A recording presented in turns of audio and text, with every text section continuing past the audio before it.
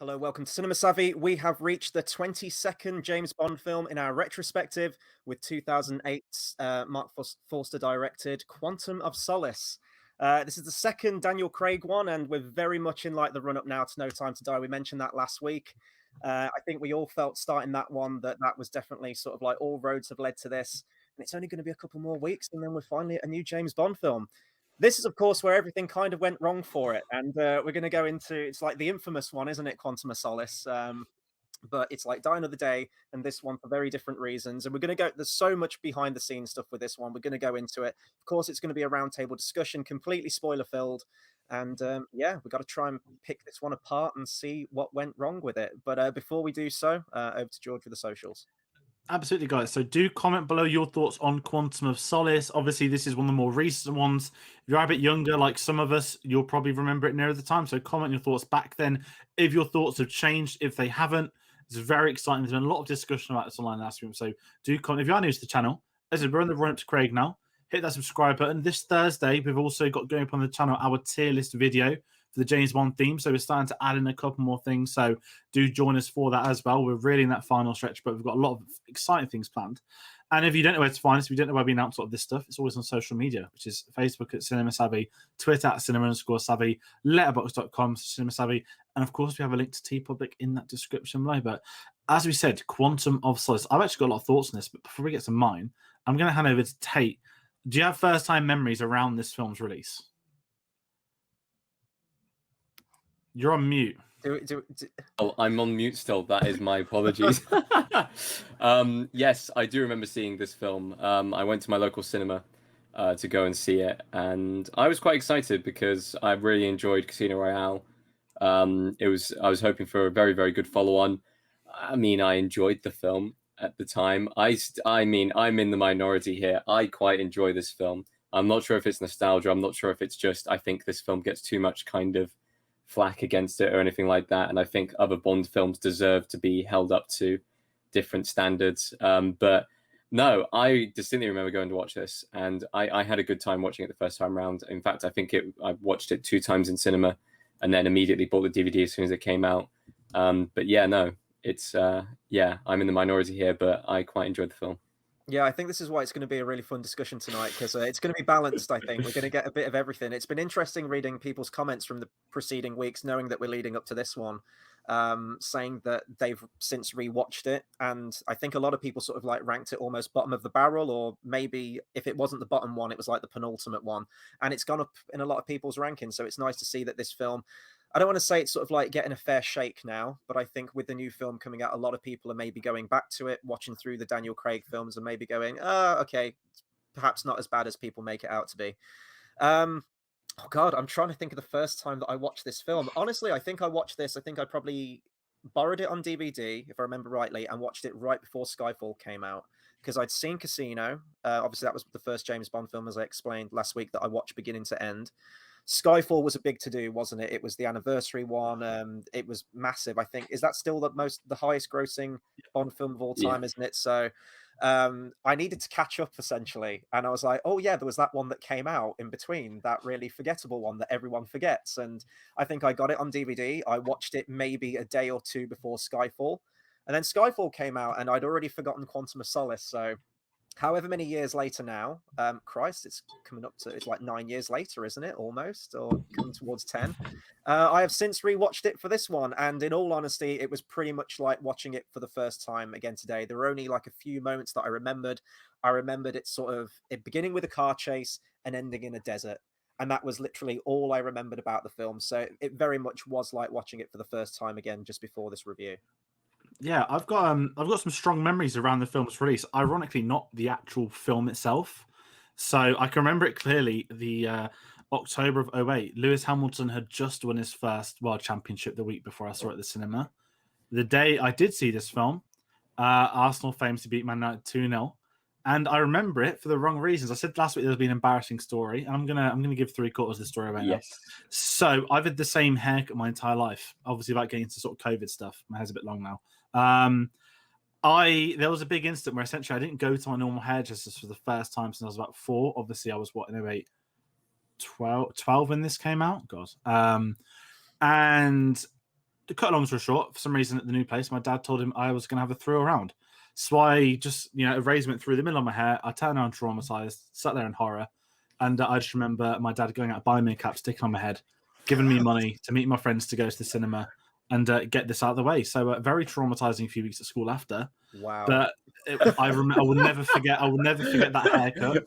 And knowing, again, Arsenal beat Man U 2 hours after, and then I was straight at the cinema watching Quantum of Solace back in the day. So, yeah, it's that's my memories. And then the film aside, a bigger memory, which I haven't spoke about too much on these, the PS3 game for Quantum of Solace was fucking incredible. Now, I got that back in the day, game, Christmas, Boxing Day sale, get a game for 20 quid. This was the first ever game I platinumed on PlayStation. Hundreds of hours into this. Loved the online, loved the game. Massively underrated game. And Casino Royale was in it at a very weird point. But yeah, just wanted to get out because I need to shout out the game because I loved it. And one of my friends was talking to me about it a few weeks ago at the pub. I was chatting about the Bond videos. He goes, oh yeah, Quantum of Solace, we've played that so much. I was like, mate, that game was just something else. Maybe one day we'll get a good Bond game since then, who knows? But did it stick rigidly to the film, or did it kind of have a few levels that weren't part of the film? It was like Call of Duty Junior. So here's not proceed, but let's make it like an attacking COD thing where everyone's coming at you. So there was some spying things, but it was all like, it was, I think COD 5 had just come out, I want to say. So I think it was very much the sort of COD slowly becoming a thing. And I think Quantum was done by the same companies. So I really enjoyed it back then, but I was watching a couple of clips on the other day. So a lot of memories for that. But the film itself, another shockingly embarrassing story to adds to Chris's 4 times watching Transformers Dark of the Fallen. No, the second one. When this came out on DVD, I got this on release day because obviously I loved Bond. I spoke about the James Bond book that I've had where we called the person from school Knick-Knack. I watched the DVD like 4 times in the first week it came out. And I have no idea why, but this film sort of created not an illusion, but I've always loved Aston Martins, but this film made me really like Alfa Romeos. And I've never had one. My older sister had a really nice Alfa and I wanted it from her, but obviously I couldn't afford it when the time came. But yeah, I've got a lot of memories, but all my memories are nothing to do with the actual film itself. It's like everything surrounding the release. So that's a really weird tangent to go on. But I think you're at that age as well. When you're at that age, you're at school, you're starting to pick things up more about what you remember with films and experiences and stuff. But Quantum was, I didn't know people hated it for a couple of years. Well, I want to add that in as well. It's very much a Star Wars thing. You discover social media, and everyone hated Quantum Solace. It would have been about 2012, and I was like, oh, people don't like that one. And then you watch Skyfall, was like, yeah, this is so much better than that one. Well, that's debatable. Million miles, bro. That'll be an interesting debate for another day. But I think the problem which both of you have at least said with this film, which is one of the reasons why people don't like it, is because you've both said it's forgettable. And I remember points from this film, and I managed to kind of absorb in the information. I seem to have fond memories of this film.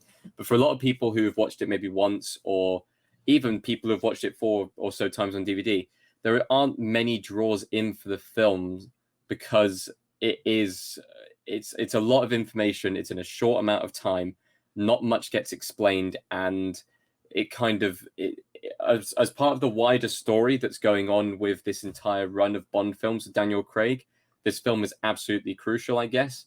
But aside from that, like it feels like it isn't useful information at the time, but it will be useful information later. And because that, people just put it aside, especially when Bond films have always been individual adventures.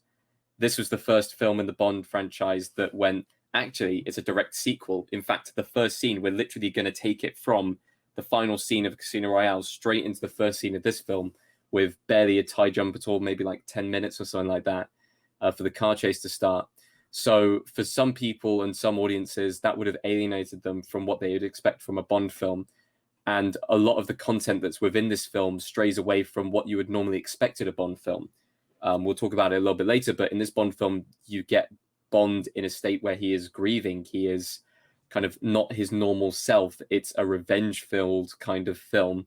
It's a film where he has very quiet moments where he will sit down with characters that he trusts and basically spill his guts out. It's not what you would normally expect from a Bond film. There's barely any spy work in this film. To add to that, it is literally just an action film, and that's all there is to it. and I can completely understand why that would alienate audiences. On the flip side of that, I really enjoyed this film purely out of the fact that it was a bit more action-based. There was a lot more to kind of draw yourself into. There are some scenes from this film which actually, I believe, is Daniel Craig's best acting across any of his films that he's done in the Bond kind of franchise, which obviously George is now going to debate me on. But I genuinely think this film has heart. I think people took it at first glance way too harshly, and I'm glad that people are starting to come around to it. I do like a lot of the themes in this one, and I don't have a problem with it being like a revenge story, because I mean, you know, my favorite one, License to Kill, that's fundamentally a revenge story beginning to end, and feels very much sort of separate, like a sort of, you know, that's like an 80s action film with James Bond in it, but it fundamentally is a revenge story, the same exact themes as this one.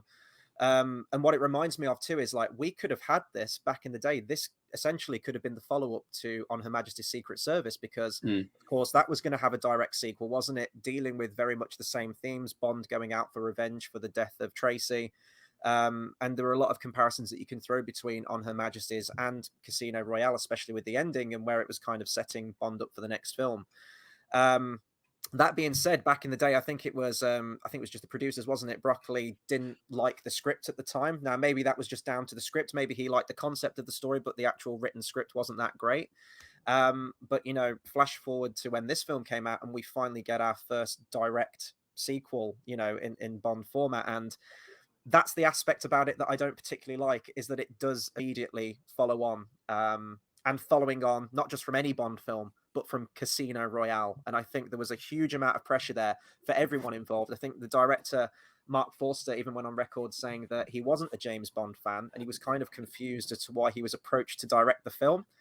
Don't get someone who's not a Bond fan to direct a Bond film. That's just really crazy to me. But the reason he took the job was from the success of Casino Royale and how well it was received. And, you know, clearly wanted to get, you know, getting on the action of that with how big James Bond had become. For me, this film just feels very bare bones. Like, I think there are some good themes in there. I love the concept of it being a revenge story, and sort of Bond seeking some kind of redemption or solace, as is in the title. And I like that it starts to set the stage for what would eventually become Spectre. Again, legally, they couldn't call it Spectre in this one, but I like that aspect to it, that we're getting towards this more secret organization, this thing that could rival MI6, essentially. So I like those aspects to it. I just don't think it needed to take place literally 5 minutes after the last film. And that's kind of where I have the problem with it. I think you could have had, like, Bond, we need you on a mission. There's this secret organization. We don't know anything about it. Go on this mission. And through that mission, you could weave in the Vesper stuff and have that be sort of Bond's story arc. But you didn't need to open it with the whole Mr. White thing. So I hope they learn from their mistakes, and I don't mind a bit of continuity. Actually, going into this one, I actually appreciated that now, a little bit of continuity between the Bond films. I wouldn't want that for the next incarnation. I would like it to go back to more episodic stuff, but knowing that this is kind of what the Craig stuff is, like it's a very self-contained beginning, middle, and end story, I didn't have a problem with that going into this one. I just wish it hadn't have been like a cliffhanger ending, because I think Casino, where it ends the character of Bond, that was an origin story, wasn't it? And I felt by the end of that point, boom, we've got him. We've got Bond. So get him on his first mission. Open with the gun barrel, for God's sake. Get him on his mission. And this kind of feels like, you know, when a video game will say, we've got some DLC coming out, and then they decide to take that DLC and release it as a full game. That's what this feels like. It feels like an epilogue to the previous film, rather than it being its own sort of standalone film as Skyfall and Spectre would be. Yeah, and I think the Mark Forster thing you mentioned is a really interesting one, because he, if you look at the Craig era, now obviously Martin Campbell, you know, worked in GoldenEye, Safe Pair of Hands, and you can say that, but if you look past Mark Forster, they've had, obviously, we get Sam Mendes, who hadn't done action, who had done dramas. Of course, Mike Forster hadn't done action. He'd done very much drama pieces with Finding Neverland. And we have Keijo Fukunaga, who's obviously done True Detective, which is outstanding. If you want some last-minute research, Bond, go watch season 1. And Beast Nation, which is another drama. Although it's about young soldiers, it's not an action film. And they've not gone for the stereotypical action approach. And of the 5, I think this is the one where it didn't work out more than anything. That, yes, the idea of the auteur coming into Bond is great, but also you need someone that can handle the action. Again, Sam Mendes, look at him now. Obviously, he did Skyfall, which was great. Spectre, the set pieces are still fine. And then went on to 1917, which is a war film. So it's really interesting who they bring in, the impact they make. And I don't think there's enough impact from Mark Forster with this as well. I don't know that. I mean, I think the biggest problem with this film is the script. And this is something I wasn't aware of till many years after. The writer's strike for this, obviously, to me, massacred this film. I mean, Chris, I kept saying to you for months, like, I've really started to pity Quantum of Solace. Like, I kept using that word a lot. And then I watched the film, and I was like, I'm having a seizure of the editing. I'm not pitying that at all. And obviously, there are issues that can't be their fault. The fact that the writer's strike happened before the first draft was done. And the rules were that no writers could be approached or hired. I believe it had to be written on set at the time, which is massive to think about. I think it affected Iron Man a little bit, but most of that film was done. Dark Knight didn't affect it because it was already done and dusted. But I think because of sort of how late this film started up, so the background is that Michael D. Wilson was working on this story during Casino Royale, and then they essentially got the schedules together. They got everything done whilst Casino was happening. Obviously, that came out to a success is an understatement, and everything was in place for this. And I think when they're planning a production that far in advance, something like a writer's strike, a bit like not a pandemic, but something that no one could see coming, obviously kicked off. And I think that's the film's worst enemy, that I think there is a good film in there, or the potential of a very good film is in there.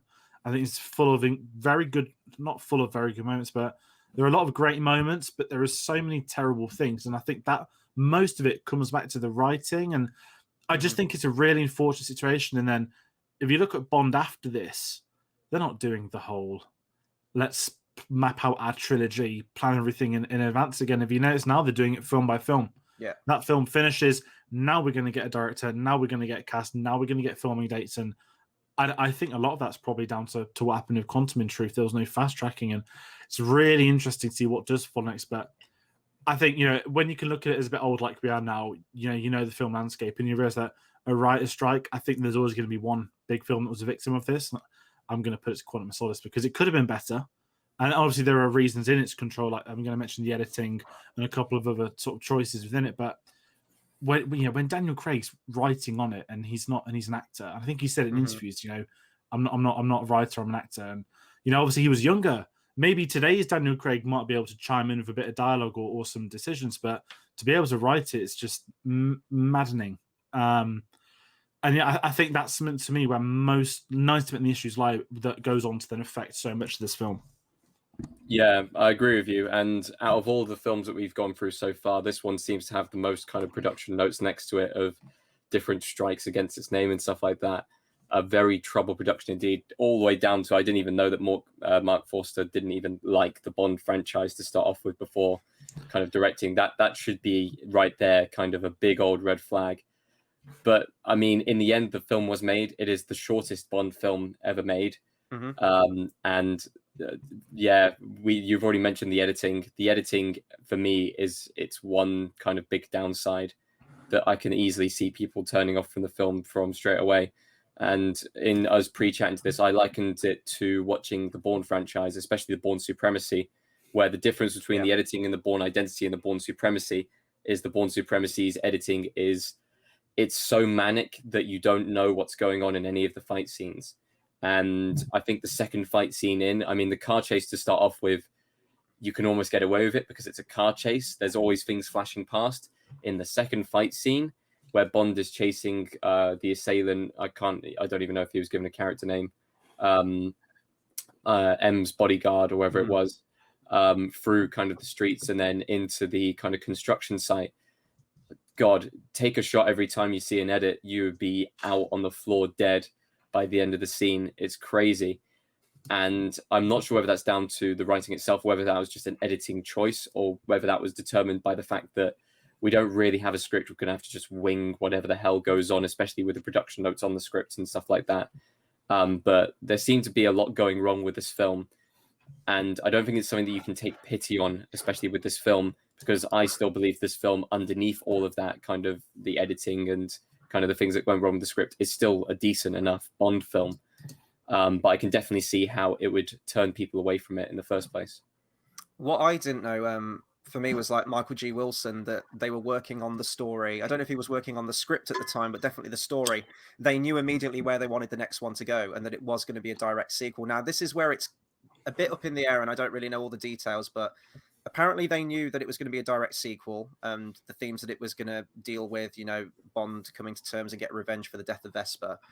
But then in a later interview with Craig, because as you mentioned, George, he was brought on as a writer, like they had no other choice. It was like Forster and Craig just like smashing their heads together to try and get something down on paper. And it does show in the final product. But Craig mentioned that it became more of a sequel than they initially intended. So I'm pretty confused there because it sounds like they didn't want it as direct as it ended up being. But then you look back and see that Michael G. Wilson did want a direct sequel. So I don't really know what went on there. That seems a bit contradictory between the two interviews. Very quickly jumping in, I could see the car chase not being the first scene. And I could definitely see the construction scene fight, especially where he grabs the rope and then shoots upwards with a gun going into a barrel sequence into the title sequence. I could easily see that because there isn't really a good link between the title sequence and kind of the car chase at the start, whereas him kind of raveling up and shooting up is exactly the same as what happened in Casino Royale. So if they wanted to keep that trend going there, so I'm wondering if they kind of that whole taking Mr. White to be interviewed ended up being more of a sequel point than they originally intended, if that was meant to be the original scene. I think the car chase would have been a fantastic epilogue to Casino Royale and an entry point for this, which it does do to a point. But I think when the film elongates, and I don't mind the Mr. White stuff, you could very much, because we'll get to scenes. I love the scene with the boyfriend at the end. Maybe that's just me, but there are moments, if the way this film pans out, you know, he ends up discovering Quantum / Spectre and Dominic Green via ways of trying to find out what happened to Vesper. But Chris, you said he could have been on a mission and that come into it naturally. And I think that's where the writing lies. And I think the issue with it, and maybe this is on me, is that I just think there's so much potential which didn't get delivered. And again, it's not their fault. On the Being James Bond documentaries out now, and I was shocked at how open Craig and the producers are talking about this. They very much focus on the writer strike, and there's a really funny line by Barbara Brock saying that it was a very weird experience for her to see the writers come in to pick up their pay slip and then to say, all right, we're off, and get their boards and campaign outside the building.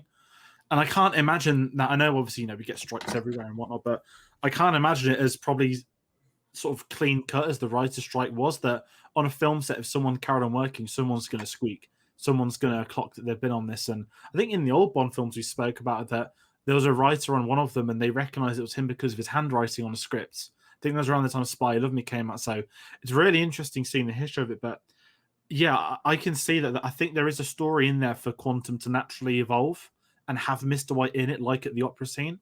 But then the way the writing went, because it's so quick and it's going at 100 miles an hour, this film, you can't not think about those connections. And I think it's when you do get to the ending, you do get the payoff of Vesper. But then it just feels so much like we want to get this done after Casino. And then jumping ahead without getting Skyfall too much, there's a big time jump, and obviously Bal Bloodstone, it never really got explored. So it's one of those where it's in a very weird place, but sort of talking about that pre-credit scene, I love the fact it starts straight after. I don't know if I knew before the film if Mr. White was in the trunk of that car. I don't know if it was ever in a trailer, but I just loved the idea that they were after him on a car chase, that he's got Mr. White in the boot of his car, because I love the Aston Martin DBS and I love those Alfa Romeos. And I just think it was a really good scene. And going off what you said about the editing as well, I think you can get away with that for a car scene when it's quick. I don't want to say Fast and Furious, but when you've got that kind of stuff going with it, you can get away with a weird editing technique for a car chase, especially when you've got cars going head on into buses and things like that. But then it's when you get to other parts of the film, I think that's when it loses me, and you tag back to it. But in terms of a pre-title sequence, it's not one of the best ones, don't get me wrong at all. I very much enjoy it. I wouldn't say it's the best of the Craig era, but I just like the fact we got a car chase, because I love Casino. I wouldn't change anything about the film for the world. But you kind of did want to have Bond being chased by cars in the Aston Martin, as great as the scene is, just like the kid in me would have loved it. I'm glad that Craig got the car chase, because he didn't really get one until Spectre as well. No, I completely agree with you there as well. And like for an opening scene, I mean, I'm okay with it. Like, I do think the editing is a little bit over the top, but like we've kind of already said, that is what you usually get with car chases and stuff like that. I personally didn't know that Mr. White was going to be in the boot. In fact, I'm sure a lot of people would have kind of watched Casino Royale, waited the so ever many years until Quantum of Solace came out, and then gone, who the fuck is that? Like, in the boot of the car, because he's a character that's only been introduced in like the final 5 seconds. It's not like a character who you've kind of got to know his face over the period of the film. It's not like it's like Matthias, who'd already kind of like been seen for a lot of screen time and stuff like that. He literally had 10-15 seconds at the end of the previous film. It's quite difficult for sometimes people to remember that kind of detail and carry it over. So I'm sure a lot of people would have been confused in the first place as to who that was until they say, oh, Mr. White. And it's like, I remember that name from the last film. So maybe they could have done something to identify him a little bit more. I'm not saying a name tag or anything. I'm just kind of thinking maybe there could have been a bit more time to introduce the character, a bit more time to build him up in this film before it went into it. Well, I think it's up to people to rewatch Casino before they go and see the new Bond film, isn't it? You know, it's like whenever a sequel comes out, that's one of my biggest pet peeves is when people go and see a sequel to a film and they go, "Oh, I haven't watched the other one. I don't know what's happening." It's well rewatch the other one. Yeah, Bond has a lot of viewers. X-Men 3 was the first ever X-Men film I saw. I was like, who the fuck are all these people? Exactly. Who's this woman that I worked out she was meant to be dead, but it was a very weird experience. It wasn't a choice. That was a birthday party, but yeah, and that's what I'm like. Mr. White. I mean, again, you know, I'd seen Casino Royale so many times at that point. I just love the fucking ending still with the, you know, that rippling one shot, the phone, and and. I think as well, going back to the documentary, Daniel Craig said that they had to keep doing the scene over and over because he kept smiling, getting way too excited to deliver the James Bond line. And I think most people would have known who Mr. White was. That did anyone really go and watch Quantum but not Casino? Yeah, that's like my takeaway. Like, how did you watch that one and not the other? Because you've had DVDs at this point in time. You've had bloody ITV because they don't stop their Bond film, do they? And I think Mr. White in the boot of the car is great. Does get a bit cheesy though, with obviously the part that comes after with you know, the whole whatever that bodyguard's name is, like Martin. We can't remember. It's the lame, it's like the lamest bodyguard name. I'm so sorry for that, but it's like the lamest bodyguard you could ever have for a Secret Service. It's like Martin or Matthew, and you're just there like, oh, okay. I know that's not in the credit scene, but I wanted to bring it up because it just does my head in. Craig Mitchell is his name. Mitchell. Craig Mitchell. There you go. Jesus Passed Christ. every security check for 9 years. I'm just imagining like everyone's been in the comments now, just like caps lock, like it's Mitchell. His name is Mitchell. Craig Mitchell. Yeah, like the pre-title sequence. This was like a scene that everyone bigged up as going like, oh, this scene's like amazing. Like the film's not great, but this scene's amazing. And I rewatched it. I was like, it's okay. It's fine. Felt like a very short pre-title sequence, but the film itself is short, so I don't know if ratio-wise compared to runtime of a film, it kind of equals out to the usual time, or maybe it's because the editing's so frenetic that everything just felt like it was moving at 1,000,000 miles an hour. I was like, oh my god, my fucking brain, like slow down, please. But yeah, it was kind of. It does feel fundamentally isn't it, tacked on from the last movie. It doesn't sort of stand on its own as like a pre-title sequence for me. It is a straight up continuation. I think that's why I don't gravitate it towards the scene as many other people do. What I do like though is, and I think this was intentional by the director, I think he mentioned this, he wanted to sort of punctuate all of the action beats in the film as to like the elements. So earth, water, air, and fire, you know, which you get through all the segments. You've got this in the quarry, the speedboat chase, you've got the aeroplane stuff, and then obviously everything's on fire at the end. So I quite like that idea behind it. But nothing kind of wowed me. I think there's just one shot where I think it's like Bond shoots out the window and the car goes flying off, but I don't remember it from this film now. I remember it from that really awesome Sky Movies advert that you linked me, George. Yes. Where I think they've got that shot where he shoots out the car and one goes flying off the edge of the quarry. I think it's fine, but one of my biggest pet peeves with this film is the editing, which I can let it slide for this, but I do think this scene kind of immediately sets that visual tone for the film. And it's not a visual tone that I particularly enjoy, because it's a shame, especially the next action set piece, which I'm sure we'll talk about later, where you've got them sort of like suspended and they're trying to reach for the gun. That's a great set piece. That's a really interesting set piece that I haven't seen in a film before. So that sort of race against time. But you've got none of those sort of sprawling like crane shots or anything like that, or those wide shots like you get in Casino. You know, like the opening parkour stuff shot so brilliantly in that film, and the crane sequences and the camera sweeping over, you really get to take in that scale and the enormity of what's actually going on. You can gravitate yourself towards the scene. There's a sense of geography, you know where you are with it. With this one, it's just a hodgepodge of shots like thrown like back to back to back. And if you went through this film step by step, there are some shots you'd look at that might only be like 3 frames long. And it's such a strange shot choice. It's like, just cut it out, you know, just take that out. So that did become more and more noticeable for me. And I don't know if that was a way, I think, Tayte, you mentioned it, because they couldn't do all these things with the script. If they had to keep everything sort of mid-shot, very close up, they couldn't sort of, well, I don't know. I mean, could they have sort of like allow you to take in the enormity of everything that's going in, pull back to some wide establishing shots? I don't know, but that sort of compounded as the film went on for me, and that along with the writing, it just feels such a small film.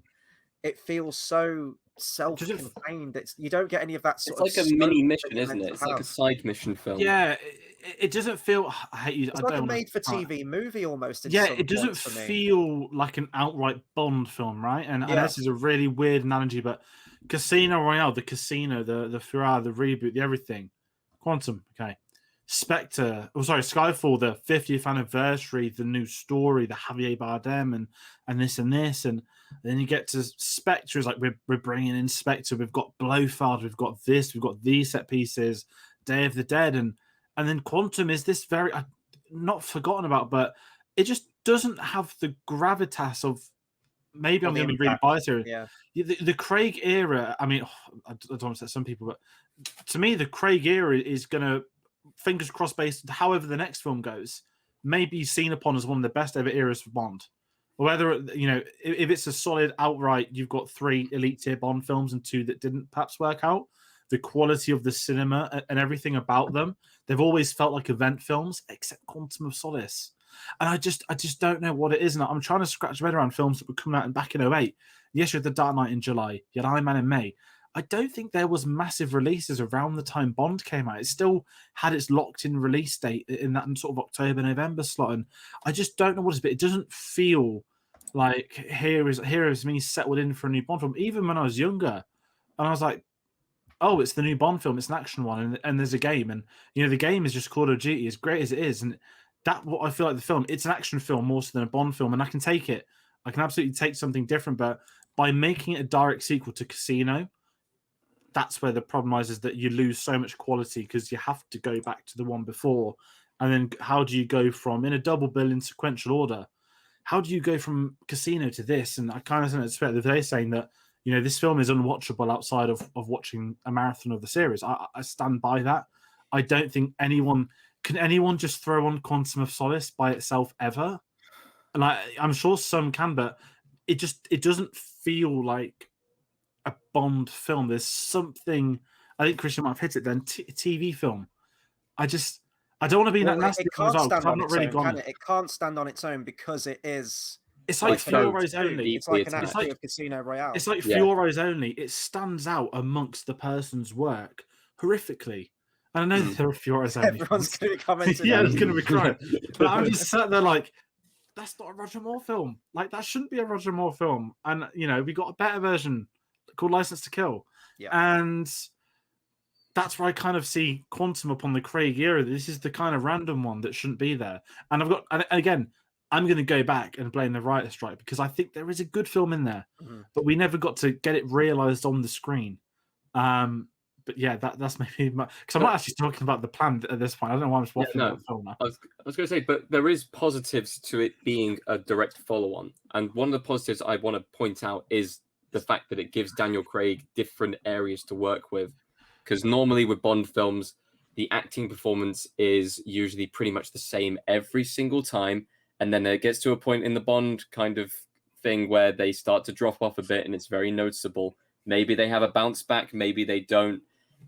It always happens with every single Bond that's given more than 2 or 3 films. You see that kind of slow decline, or you see kind of ups and downs. With this film being a direct follow-on, it allows Daniel Craig to act differently from what he did in the first film. Sure, his acting in the first film was quite kind of dark. It was very fresh. He was a brand new agent, so it was very kind of volatile in his character and stuff like that. In this film, it's almost as if like he was previously going off kind of, oh, I'm just going to disobey command because like this is what I actually feel the right thing to do. Now he's doing it because he just doesn't care anymore. And he really only is focused on that revenge. And it leads to, honestly, I think Daniel Craig's best performance out of, or in some scenes, his best performance out of his films. I think the quieter moments in this film, he acts so perfectly that it is just unreal. It's so different from any of the other Bond performances. I'll keep on going back to the plane kind of scene where he's talking to Mathis, and he basically has that kind of breakdown with the drink and talks about Vesper and kind of not wanting to let go. And even the death scene with Mathis, where you see that character progression, especially after the previous scene. Those scenes are so well done. It's a completely unrecognizable actor from what it is in the previous films and also the films that continue on.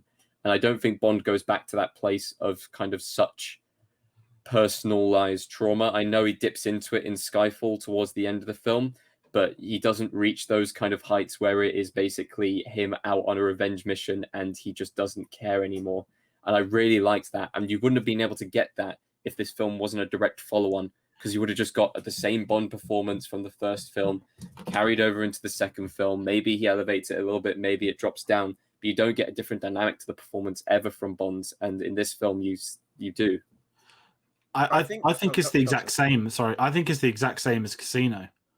I don't think there's any change. It's not a bad thing because he's fantastic in Casino, but I think Daniel Craig's the same. I think it's set so soon after. Let's go off what we just did, and I was going to bring up for Bond himself in this. His biggest story arc in this film is he can't stop killing people. But that's exactly Doesn't this one have the highest body count? I think I read, or it's probably outside of the Brosnan era, outside of Brosnan, but it's. I can't stop killing people. It's like, yeah, I get it, but in Casino Royale, you killed the terrorist guy at the start. You grabbed the knife and went for the sheath, and Felix stopped you. Obviously, you killed everybody in Venice, which is fine. But I just feel that it's a continuation. I don't feel it's anything new. That here's his grief-stricken, because we saw him doing that before he had any grief. He's someone that's got a bad temperament and isn't going to follow orders. And I like what they do with it, but it just feels like the same arc as Casino. It's happening, and when again you get to the end of this film, and this is a really annoying thing, is the gun barrel at the end. I get why it's at the end. To me, it doesn't work.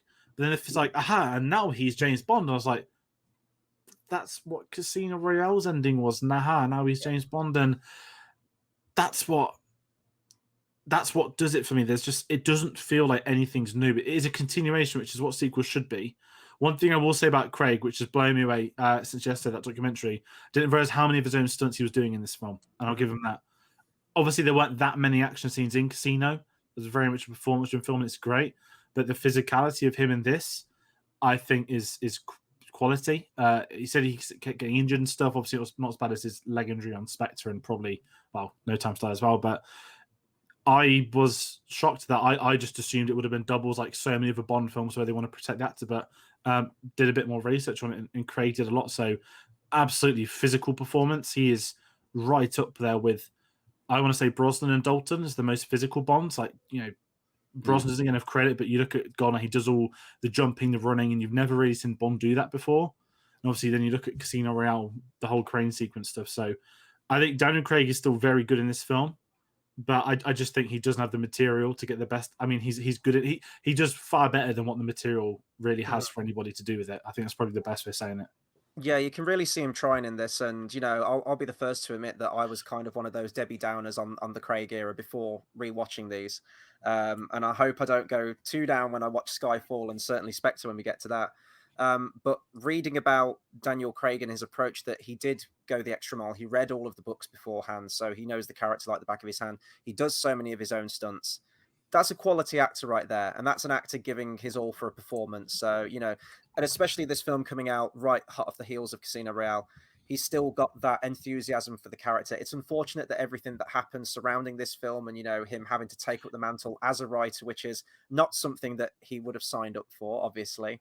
But you can still tell from this film that he is bringing it and he is giving it his all. I'm torn on this because I agree with both of your points that you've just mentioned. Take the two scenes that you've mentioned. You may have stole my thunder for some of my favorite scenes in this film. My favorite Yes. scenes in this film are the quieter, more introspective moments where we get those brief glimpses into the psyche of Bond and his character and his mannerisms, and all of the ghosts that he's basically carrying with him, which is a fascinating aspect about the character, which doesn't get developed all that much, but when it does, it's great stuff. This film needed more of those moments, and that's what I feel like. I'm not saying that every Bond film needs to be 2 hours 20, 2 hours 30, or God help us, pushing 3 hours, but at 140 or 145, whatever it comes out to be, it feels like there's a good 20 minutes of this movie missing. And I feel like you needed some of those scenes where you can just sit back and breathe and just appreciate some of the characters, because they are the strongest scenes in the film.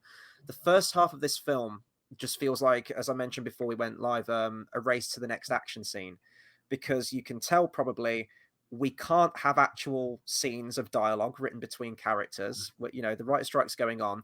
So the only thing we've got at this point are action set pieces. So, whether it's, we open with a car chase, less than 5 minutes later, we're chasing someone over a rooftop, and you've got all that segment.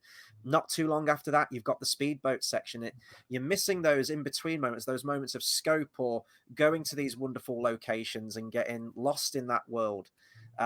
And you've really just got the action scenes to back it up. But going back to Daniel Craig for a second, I do think those quieter moments are brilliant. I'd hold them up there as some of his best. But I also agree with George in that it feels like, to me, it's just repeating the same character arc from Casino Royale. And especially with ending with a gun barrel. You had that moment, as I keep saying, Casino Royale is one of the best origin films I've ever seen for a character. It's perfect. Just beat for beat, it's absolutely perfect. And at the end of that film, you get the names Bond, James Bond, you get the verbal confirmation right there. Boom, your next film, he is James Bond now. We've arrived at that point of the character that we all know and love. But this one, it feels like it's kind of treading water. And, you could argue that it's going into some new territory in that he's directly confronting his demons with everything that went on with Vesper, and he needs to get that out of his system. But I thought everything was out of his system, and he had come to terms with it, and he was going to move on to the next thing. He carry it with him, absolutely, but that's part of the character, but he's got a job to do. And I don't feel like in any of these films, really, we ever get to see Bond in his prime. He's great in Casino, but he's still finding himself. He's still becoming that 00 agent, at the beginning, and then he's got to become James Bond. This one feels like a continuation of that, and he becomes Bond, like the obedient Bond. Again. He's like confessed his sins almost at the end of this film, moving into the next thing. And then in Skyfall, he's like retiring. So it is like the Nolan Batman thing to me, where I always bring this up as a comparison, but you have Batman Begins, origin story. The next one's set 1 year after, and then he stops being Batman for 8 years. You never really get that extended period of Bond in his prime. And I feel like if this one was more of a standalone, and then maybe if they'd have just squeezed another Bond film in between this one and Skyfall as another standalone, that would make me be more okay with him sort of hanging up the mantle or resigning in those later films, I think. Yeah, they could have easily kind of drawn in. I think, George, you mentioned with this film, it didn't have to immediately lead straight on. They could have literally had them kind of maybe 2-3 years later, and then him being drawn back in, and maybe the feelings coming back, and suddenly it's, oh, this mission's about Vesper. Oh, okay, now I'm out for revenge. Whereas kind of this film was already kind of pre-settled with him wanting revenge from the start. We could have seen something like that. But personally, I enjoyed the performance that he gave, especially with kind of material he was given in the first place, even though it was material that he gave himself. In most of the cases here. I guess the next thing we move on to is the allies. But the biggest ally in this film, I guess, M, has a bigger role in the next film and had a bigger role in the previous film, and obviously wasn't utilized in this film as much. And I am wondering if they originally had the plan for Skyfall for her film to be a bigger film, and whether they knew that was going to be coming in the future, that they would do a film based around kind of her, because she could arguably be the main character in that film, or at least the main focus in that film. Yeah, with this film, she just kind of appeared. She didn't really have much to do on the plot other than say, oh, what's Bond doing now? Where is he now? Why is he killing people and stuff like that? She does get shot and then the next scene they completely ignore it. Which is fine. Yeah. It's one of the weirdest things, right? I saw a discussion on Twitter. They shoot Mitchell, this ultra spy, shot the medical metal thing, and it's a ricochet, and it's the dumbest thing I've ever seen. I hate it. I saw this discussion like a month ago, and I was like, I don't remember her getting shot. And they like slowed it down, and it's meant to be a ricochet. I'm like, what? Yeah, it's weird. Like, what? Yeah. Like, it's so odd. And then it looks like her double running up the stairs like 10 seconds later. Like, it's cut so quick. I was like, is that a bloke in a wig? Like looking like Judi Dench running up. Because it doesn't move like her. Maybe I'm being like unfair on her like physical skills. Maybe she's a good jogger or something, but she's just really good at parkour. She actually did the Daniel Craig parkour scenes. The editing in this film's nonsense. Like, I still don't know what happened at the end of that opera scene. When we get to that, I don't know. No, don't even go near the opera scene. I really like the opera scene. The editing at the end, though, I was just like, who's chasing who? No. What? Who? The editing in the opera scene is fantastic. Yeah. The editing in the opera scene is the only part of the film which I would say the editing is flawless. Definitely inspired by Batman Begins. Yeah, 100%. Yeah. M though, you can't go wrong with Judi Dench's M. I think she is honestly, outside of the Bonds, maybe arguably the greatest actor to have ever been on them.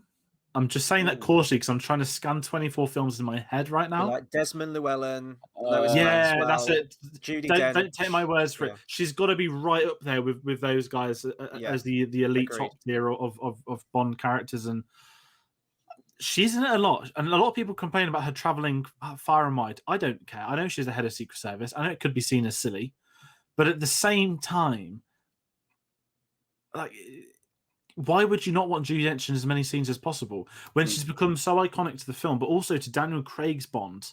She is the maternal figure of his life, and there's a great throwaway line in this film, I forgot who says it, about Bond being his mother, or someone makes like a joke at some points. I've already forgotten it. I only saw it 2 days ago, and that's what's scaring me more. Some of these films I watched like 6 days early and can remember everything, but I'm all over the place with this. But Judi Dench, I know, for when we do get to Skyfall, I think what makes that film work even more is because we've had so much more screen time of her over the last few films. And I don't mind doing this. I like the dynamic, again, that Bond can't stop killing people. Yes, it was a problem in the last film, but I love the fact, and this is one of my biggest criticisms of the film, I'm sure we'll get to more of the villain side of it, there's a very fascinating subplot. Click of a finger, disappears, never brought back up. The whole, you killed the Prime Minister's advisor's bodyguard. And all of that is just suddenly gone. I'm like, I want to know more. I want more. So, we get scenes of her on random political things, which I get this point in the scenes. It's so weird and Bond like, but we've ever got, the old M's just chatting to like the foreign minister for some point, and like Bond's on another country not involved. So it is weird when we do get a lot of M scenes, but I think she's fine in it. And again, we don't have Q, we don't have a money penny at this point again. So your MI6 family, it's not really a family yet, and we of course also get Tanner getting brought into this as well. Yeah, I don't really have much to say on Judi Dench in this one. I mean, it's always great seeing her. She does seem to flip-flop quite quick in this film, and it kind of all happens in one scene. She's, Bond, get back. It's pretty much how it goes in every film, isn't it? Like, Bond, you're off the rails. Get back here now. Like, that's an order. And then she meets him in that, I think it's the hotel, isn't it? Like the one it's like the white hotel. Yeah. And she's like, we've got guards at like every doorway. They're here to bring you in, Bond. And he says, like, no, I'm on a mission here. And on a flip of a dime within that scene, she's like, oh, actually, no, Bond might be onto something. Let's let him carry on with this. And it just felt so rant because everything just happens in that scene, and she completely 180s on her opinion. So that didn't feel very natural there. And then by the end of the film, it's a very nice sort of final scene. I love sort of the shot in the street where there's the snow on the ground. I think that just looks visually really, really nice, the low lighting. But it is kind of the same thing again, isn't it? It's like similar to the end of Casino. She gets like the last word, and it's that sort of like motherly consoling at the end, and it's like, we need you back, Bond. And it's like, that's how Casino ended. It's exactly the same way how that film ended. I'm just looking for the actor who plays Tanner, just moving on to him, because I thought he was introduced Rory with Kinnear. That's it. Yeah. Really good British actor. He's been in a bunch of stuff. I remember him from, I think it was episode 1 of Black Mirror, which is a series that I haven't seen, but I've only seen series 1 before it blew up and went onto Netflix. But he's a solid. I think he played the Prime Minister in that one. He played the Prime Minister with the pig in that one. Yeah. I really like him as Tanner. Tanner's a character that I think has cropped up in the Brosnan ones, hasn't he? I think that was Tanner in that. I don't know if Tanner was in it. Someone mentioned that Tanner was briefly showed up in one of the really older Bond films, I think, but didn't like have any speaking lines or barely any speaking lines. I think he's a great Tanner, and I know that he comes into his own more as the films develop, and we've seen him in the trailers as well for No Time to Die, so it's good that they've kept him around. Doesn't get loads to do in this film, but I think he plays it well what he's given. I think he's just an all-round solid actor. But that's really all I can say about Tanner, to be honest. Not an exhaustive amount. No, I mean, he's there. He replaced Villiers, I guess, from the previous film, who didn't really get much kind of screen time, and it's a very similar kind of actor to fill out a very similar role. And yeah, he kind of appears up in the next few films. Can't really say much about him. I guess the only other kind of ally there who I definitely would have wanted to have seen more of is Jeffrey Wright playing Felix Leiter, which I will continue to say is a perfect casting of Felix Leiter. He's absolutely fantastic in this film for the little screen time he's given. He's paired up this time with David Harbour, which is a very unusual combination. Especially because I cannot gauge David Harbour in this film at all. Yeah. I can't tell whether it's good acting or bad acting. I can't tell whether it's needed or if it's like completely unnecessary. But all I can say is that Jeffrey Wright just kind of sitting in the background and kind of just being himself is just fantastic. And the one scene that he really does get with Bond in the bar, I'm hoping that has a link to a scene in a bar coming up in No Time to Die, which has already been advertised in the trailers. It's like another subplot that goes nowhere, though, really, isn't it? Like, there's the whole thing of how they're kind of working with the villains, like, more so, I'd say, David Harbour's character, like, they're both... He's in it with Felix, but Felix seems like he's more on the side of the angels than David Harbour's character is. And then it's just like an offhanded piece of dialogue at the end. It's just like, oh, yeah, David Harbour's been sacked and Felix has been promoted now. And it's like, oh, well, that went nowhere. There's the whole thing of, like, this moral grey area. Is what they're doing right? If we cut the head off this Hydra, essentially another one's there's gonna be a new regime next week or something like that. But I actually completely forgot that Felix was in this film. I thought he was in Casino and then isn't going to show up again until No Time to Die. I forgot he was in this one. But it's a shame that he gets promoted at the end of this film, but then we never got one more of him in that role. And then from what we've seen in the trailer, he looks like he's kind of washed up by the time of No Time to Die. So again, it's just like we needed like an in-between film, but it was great to see him back. And not jumping too far ahead, but Mathis, I forgot he was in this film too. I didn't remember how many people they drew from that previous film, so it's always good seeing Jeffrey Wright as Felix. I think he's brilliant. Yeah, I've really enjoyed. I didn't know that David Harbour was in this film till a couple of months ago. I think I watched a podcast or an interview where he spoke about being, you know, them like GQ videos when they go through their career. It was like James Bond. I was like, David Harbour was in Quantum of Solace. Like, they kept talking about Bean, and I was like, Bean? Who the fuck's this guy? And then I googled a photo. I was like, no fucking way. And it's like, you know, when you look at License to Kill, right? And it's like, here's a really young Benicio del Toro. Here's a sign of everything we know where his career's going to go. He's creepy. He's smarmy. He's very good. And with David Harbour, it's like, wow, like, this is he's not even that young. Like, it's like David Harbour, like, man, he could have got so much better. Obviously, you know, very different in 2021 compared to 2008. But I'm just kind of sat there now. I was like, if that's his one and done to be, you know what I would say, if that's their one and done to be in the Bond film, he's definitely on a missed opportunity. It's a ridiculous subplot. I love the whole grey area of the government. It's very modern, very political. And again, it just goes nowhere. And it's like, you know, it's a very interesting concept, but he's playing that stereotypical American, we want all the oil. We don't care about them. And it just have one of my best moments, again, going back to Jeff Wright, is when he's like, oh, who's this guy? And he just, you know, like every line is like almost like a one-liner. And it's just in this one where it's like, I've never heard of him, friend. Like, he does something like that, just chilling in the corner. And then David Harbour's like, no, that's James Bond, like British Secret Service. Like, I know you're in with the enemy, but would you expose that detail? Like, are you allowed to still? And it's such an over-the-top, stereotypical political role, maybe I could say. I don't know if that's a term. I just can't stand him. It's such a shame, but I love getting more Jeffrey Wright. I remember the trailers had all the people at the bar when it's like, you got 30 seconds. But can't wait for him to come back in no time. So when they were slowly going through the casting, that was the really big one for me. If we're going to close out the Craig era, bringing in Jeffrey Wright, what a way to do it. I'm very excited. I'm going to assume it's not a big role, but I just hope he gets like a lovely sort of farewell, because I think we said this last week, he's a phenomenal character actor. Again, I've not seen Westworld. It's on the list at some point when I do watch TV, but I'm excited for Batman. We're going to get him as Gordon. And if he's doing one-liners like what he does in Bond, I'll take it in a heartbeat. Yeah, absolutely. And also, you mentioned Mathis coming back for this film again. He is, what a fantastic character in this film. It seems like he's done kind of a 180 from his previous character role. I know that he was he was on the good side, but he was also playing the bad side, and now he's retired and he's kind of must be on probation or something, but he's playing the good side again. And it's a difficult person to trust and stuff like that, but that makes him so trustworthy for Bond, that they've been through all of that and they've kind of got over those things. And like I already said, the plane scene where they're just talking, it's so well acted between both of them. And it's so devastating when you see kind of him in the boot and he's kind of beaten up and then he gets shot, obviously, and then he dies on the street. And just his send-off as well. His send-off of just being placed in a bin and Bond going, it's what we would have wanted. It's like, oh my God. Just like, that's so brutal, but that is so needed for the plot. And I really liked his character in this film. Yeah, he was absolutely brilliant. Not as much exposition in this one compared to Casino Royale, which was nice. But yeah, as I mentioned, I completely forgot that he came back for this one. I thought he was just in Casino Royale, so it was like rediscovering the film all over again.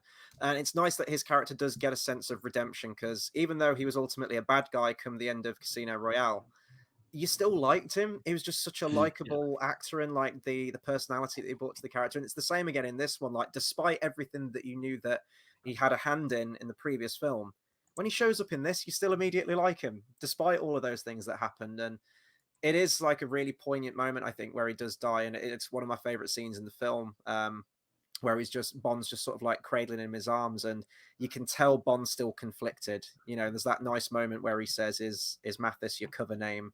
He says, "Yeah." It's like, well, it's not much use, is it? But I actually like that scene where he throws him in the trash can, because that just shows how detached Bond has become and is, and it's quite an upsetting scene, really, but you know that's who Bond is, and you know he still hasn't overcome his demons yet at that point that he's still carrying from Casino Royale. And I think that he does that at the very end of the film. I think you start to see moments with Mathis, but I don't think it's until the very end where he confronts Vesper's ex-lover about it. Yeah, Mathis is a weird one, because you think, I love the whole, he's kind of not in it for comedy, but his wife is the whole like, here's what happened in the weeks that followed Casino Royale. Like, you know, you got a house out of it, so actually he did you a favor. And I love the plane scene's great. Again, didn't realize that when I was younger how good that scene really was. And you look back now, it's like that is Country Mile, one of the best scenes, helped so much by the David Arnold throwing the Vesper theme in there every once in a while. Yeah, and he still feels so similar. You know, when you look at his death, it's like, here's a hierarchy commanding person, and it's like, yeah, I'm on your side, mate. It's normal. You're all backed by me. And he never was. But the thing that I love about it, which is so sort of raw, which I think makes him more powerful, is when the police are like, oh my God, he's still moving. So they just proceed to keep shooting him until they know he's dead. And it's a really, I want to say a real situation. I'm sure that happens a lot with that sort of like gangster stuff and whatnot. But the way he goes out of Bond with him, I just think it's a really good moment. The fact his name isn't Mathis, and the bin thing, it's not the worst thing in the world. I just don't get it. Like, just throw him in a bin. Like, why not the car? Why not the boot? Why not any of it? There just happened to be a bin nearby. And this to me goes back to the writing problems, that if you look at that scene, take it out of context, there's a really good scene there of Mathis' death. And they could have built up that in a different way, had it in a different moment, different scene. And it's just one that I think comes down to, you know, we don't know what scenes, who was writing what, but if that's Craig and Mark Forster, they're probably like, what do we do with his body if he's being killed at a party? And it feels like one of them where if you had the writer, I don't think you'd have had the issue. And that's why I'm like kind of chilled out about it, because it's probably the best they can do at the situation, because it is one of the best scenes of the film. I will give it that moment. The whole build up to what's in the boot, I think there's a really cringy line. Daniel Craig's like, why would they want to check the boot? And it's, you know, like a sort of corruption for dummies and stuff like that. But it's a shame to see him go, because I will say the Craig era, bar Jeffrey Wright and the MI6 tags. The MI6 staff have become the allies as the films have gone on with him, which I mean, we'll get to it in Spectre more than anything, but I love Mathis that he's like on the ground, he's there out there with him. And I just wish that they had other people, because we've not really had that in the future Bond films with Craig, and maybe that's something we're going to get cured in No Time to Die with Lashana Lynch. So fingers crossed with that. Yeah, and I guess moving on to kind of an extension of the allies, I guess we move on to the Bond girls. Chris was thrown by the fact that this character was called this. We jump into this one first. Okay. Well, I yeah, thought we would go for the kind of lesser first, and then we'll move on to the kind of major Bond girl. But the character on screen known as Fields and everywhere else known as Strawberry Fields, with the title never being revealed within the film. Gemma, with, Sophie Broadchest from last week, the fake name in Casino Royale. Yeah. Gemma Atherton. I think, George, you've mentioned this before you went live, or possibly in the review, but absolutely wasted performance because she is a good actress. She's a very good actress, and Not in this film she isn't. I'm sure she's in other things, but the character isn't given anything with this one, and it's just not well done entirely. The entire purpose of her character is basically to sleep with Bond, and that is it. Yeah. And I thought we moved away with that with kind of the modern era of Bond, but obviously not for this film. No, I mean, they sprinkle that in a bunch of them, don't they? I mean, you have the one in Spectre in Rome. I've forgotten her name, the model. Monica Bellucci. That's it, yeah. I mean, they throw that scene in there just because you have to have Bond sleeping with someone in the film, at least at some point. And because they don't do that with the main Bond girl in this film, which is actually an element that I really appreciate that they don't go down that territory. Especially because, this is going to be my argument now for Fields, is that he's still reeling over the death of Vesper, and it's still pretty raw for him. And it just feels, it's because it feels so tacked on. She feels completely pointless to the story. She shows up. She doesn't really have much or any chemistry with Bond, really. Her mission is to bring Bond home because he's been a bad boy. Yes, and that's basically her entire introduction to him.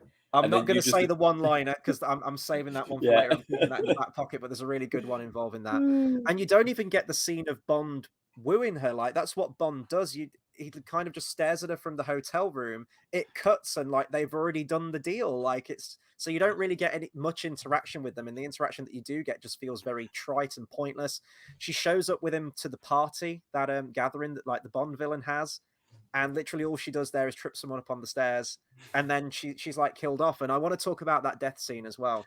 Well, the dead body, clearly, obviously a homage to Goldfinger, and I think this was a choice by the director. He said that he wanted to put that in the film to show that oil had become the new sought after commodity. You know, gold was dazzling, it was sought after, but in today's world, it's oil. So that's why he had her submerged in oil.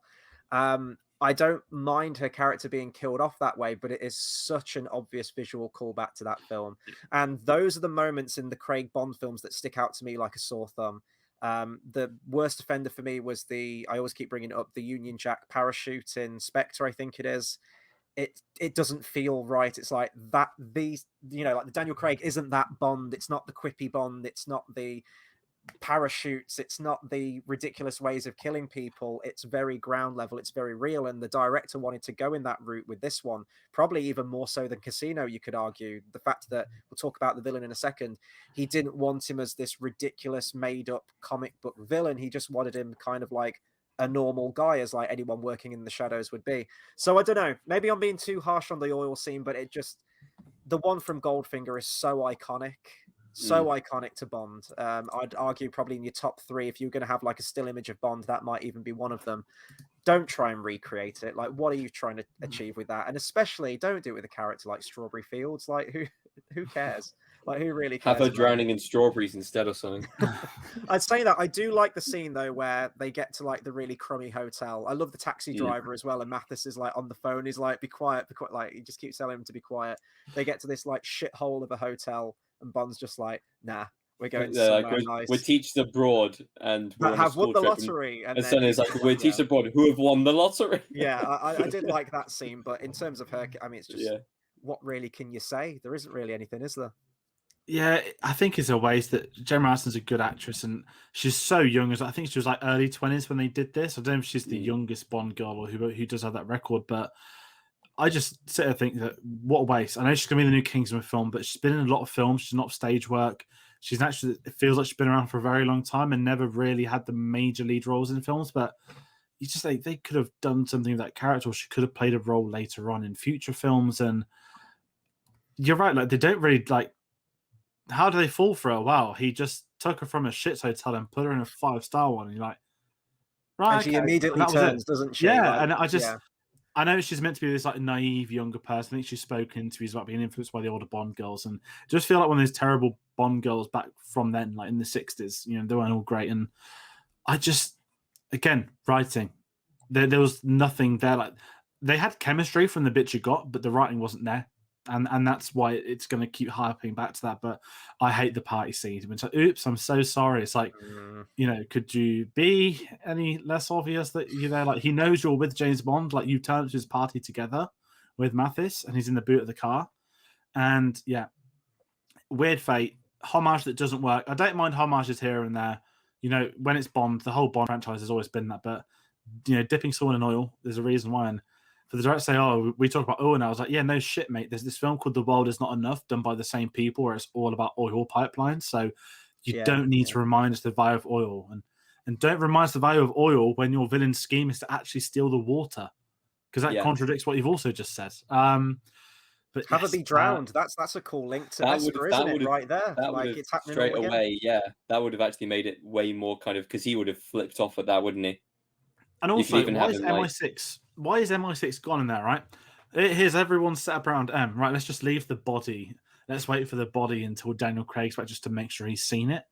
Like, what sick bastards are you? Like, you know, again, it's just that there's not really any logic there, is there? But again, writing. I don't think it's the performance. Okay, maybe a director or something for that. You know, that is his intention to. But could someone have jumped? This is we know this is homage, but this is a really bad homage, an iconic moment. But like saying, here's Aston Martin DB5, and we're going to have this one in green. But why is it in green? They're in silver. It's like, wow, we're paying homage. I was like, well, you're not, though, are you? You're ruining it. Very, very quick point. Do you guys want to have one guess each? Because there is 2 people who tie for the youngest. We're not counting BB here, are we? Because she. Okay, so there's only one. BB shouldn't. Okay, hold on. There's right. only a lot one. of people don't count her because Bond never got with her. So no. Okay, He so just wanted to take her out. He just wanted to take her out for ice cream instead. Right. Okay. So I'm going to. That's a pub quiz question right there. That's a really good question. It is. We can't put it in the one of the Connery ones, surely, hasn't it? Maybe. No, I don't think it's going to be Connery. I think it might be more. It's not the one from Fioros only. It's definitely not her. No, because Bibby is tied with this other person's age. I don't think it's Sophie Marceau. Living Daylights. The cellist, was she quite? No, probably not. Okay, so the actual answer is Tatiana Romanova from Russian with Love. Oh, really? Okay. Daniela Bianchi, 21 years old. 21. Oh, wow. Yeah. That's completely by me. All right, we're not playing the quiz. We can't now. We've got loads of different stats that I can go back to that website on the quiz, though, so that will be an interesting one. People should probably start swatting up for the quiz, or it could be interesting. That's a softball question. We're not going to use that one for the quiz. No, that's the warm-up round. Anyway, the other Bond girl, Camille, played by Olga Kuralanko, who I know more from Oblivion than from this film. I remember her from more. What other films has she actually been in? She was Taskmaster in Black Widow. Spoiler alert. Of course, she was Taskmaster in Black Widow. You're absolutely right. She was another alumni that popped up in a Johnny English film after being in a Daniel Craig Bond film as well. What else have I seen her in? I think it was the new one. I watched the planes, one for bike jokes, and I watched. Oh, she was in Amando Nucci film, Death of Stalin. I remember from that, and she's been in another big film. Oh, she was fantastic in Death of Stalin as well. She pops up in loads of films, and I was like, "Oh, it's Olga Kuralanko from Quantum Solace." I never really knew her character name until this week. Like, always knew it's Olga Kuralanko. She was in Man Who Killed Don Quixote. Not seen that. I've got it on the shelf there to watch eventually. I feel Anyway, like I've seen her in a few other things. she hadn't been in much before Bond, and I think she's a reasonably unique Bond in the fact that she doesn't get with Bond in the end, and yet she's still considered the main Bond girl of this film because she kind of is integral to the plot, and she has her own kind of side mission and side story and stuff like that. Just over on the posters as well. Yeah, she is. I think it's a fine acting performance. Like, there's nothing over the top. There's nothing kind of underwhelming about it. There are some scenes which she does very well, some scenes she doesn't. It's a very I'm going to use the word forgettable now because it's been associated with this film. It is a bit of a forgettable performance, but I am glad that as a Bond girl, she didn't end up kind of swooning and falling for Bond. She was very much there for her own personal mission. And that does fit the theme of the film, that they're both on personal missions and romance doesn't have to come from that. And I'm completely okay with that. Yeah, I'm head over heels glad that they didn't go that route with it. Especially, it'd be so easy to like throw a scene in at the end, kind of similar to what they did in Tomorrow Never Dies, where it just feels out of place. I actually really like a character. The performance it's fine. I think it's a fair performance, but I really like the character and the concept of the character. I think it's really smart that you have your Bond girl on kind of a similar path to what Bond's on. So there's that shared connection there that they're both on that revenge story. Now, that revenge story doesn't get brought up until like the 3/4 mark for her character, which is a bit of a shame. I know that once you've seen the film, maybe if you rewatch it again, you can see where all things have led to before that point. But I think it would have been nice to develop it a little bit more. I love the scene where they kind of, she opens up about what happened, and I like how that is bookended at the film. One of my favorite moments is where, she talks about that her house was burnt to the ground, and then she's in that same situation again, and she kind of regresses, and she's like unmoving, she's catatonic, and Bond has to rescue her. I really like that moment. I think there's some good character stuff there with her. Performance is fine, but I don't know if it's because of, again, the writer's strike, that it's a shorter film. You get so much about her character in such a small span of time. And I do think she does have an arc and it's completed, but there is a sense of, and this is like most revenge stories, even after they complete it, there's a sense of sort of, what now? Has it made the pain go away? Has it really helped? And I think there is that question mark over a character at the end. She's not sort of jumping for joy after doing what she does at the end of the film. She gets it done, but she still feels very detached from everything that happened. And I mean, in terms of a backstory, that's a horrific backstory for a character as well. When she like talks about it, it's really harrowing to hear. And I do like that heart to heart. Again, it's the subtler moments, it's the conversation moments, it's the slower moments in this film of real character that I gravitate towards the most. So I do like that scene where she kind of opens up to Bond. In terms of performance, it's fine. She wouldn't rank my list of like top Bond girls, but I think it was smart to have her be narratively sort of in the same place as Bond and on a similar path to him. Yeah, I'm with you. You can't have another Vesper, and we've got the Strawberry but you can't have someone that he's just going to get with for no reason as a leading. And I remember all the trailers of them walking together, as we said, the posters, and I think she's all right in the film. I'm just going to go on a weird tangent. I absolutely hate the car they always have her in. They just have to tell everyone it's a Ford. Yeah, all three Bond films did it. The Sapang, new cut, Ford logo, zoom out, there's your car. I hate it. They were on that deal, weren't they? On a deal with Ford, finished with this, thank God. Yeah. But I didn't mind her. I think she's forgotten because, not that she doesn't get with him, but it's not bad, but it's not good enough to be that memorable. She's probably got more of a character than 90% of Bond girls, and I'll give her that. But there's just something, whether it's because it's the film or the legacy of this film, that people just forget about or don't talk about it, because very rarely does an actress get like not even billing, but it's like the size of them on the posters is the same. And No Time to Die, you've got a couple ones in Madeline, smaller, nearer, but never that prominent. So she's a really interesting one. I don't mind her. I think the backstory stuff is great. The Madrano stuff's weird. We'll get to him in a bit, but I love the fact that when you do rewatch it, when she's got the gun out on the boat ready to kill him on the spot, I love that kind of stuff. But the fire in front of, and Bond's about to kill her at the end as well. When he sort of tells her to like close her eyes, it's going to be okay. I always thought he was going to kill her because there was no way out until the panel fell off the wall, which is, I'm not going to do plot holes. I hate that kind of thing. But panel magically falling off wall to blow up a building, but not them two in the same room, is it? Always a bit of a weird one. But I don't mind her. And again, they don't get together, which I think is why it works. It would have been, again, Fioro's only, right? He gets with her at the end when it hasn't been earned. Yeah. I say earned is a really weird word for it, but it's like that, like they and Comfrey just get together because they have to for the end of the film, and I'm glad that's something they don't do an awful lot in the Craig era. The only one he really gets with someone at the end is actually Spectre, and we'll see how that plays out in a couple of weeks. That being said, shall we talk about some villains? Yes. Yeah. Who do we go for? Should we go Dominic Green first? Because go for it. Matthew Armerick, I've not seen him many things. I know he's in Munich. I always hated him when I was younger in this. I don't know why. I just think it's because he was a bit of a weasel. He is. Yeah. But then I realized that as I've grown up, that's his character arc. He's not meant to be a physical. He's not meant to be a master plan. This is a kind of psycho he's like calculated, that he knows what he's doing. He's got a plan. He's going to get on with it. He's almost a politician villain. I don't mind him. He's not that good for me, but he just has one of my favorite bits of dialogue in the entire film, which is when he speaks to Olga Kuralanko. He's like in the most like French accent of all time. It's like, don't talk to me like I am stupid, and like he goes like full on with the French at him. Got it here. Please don't talk to me like I'm stupid. It's unattractive. I love that line.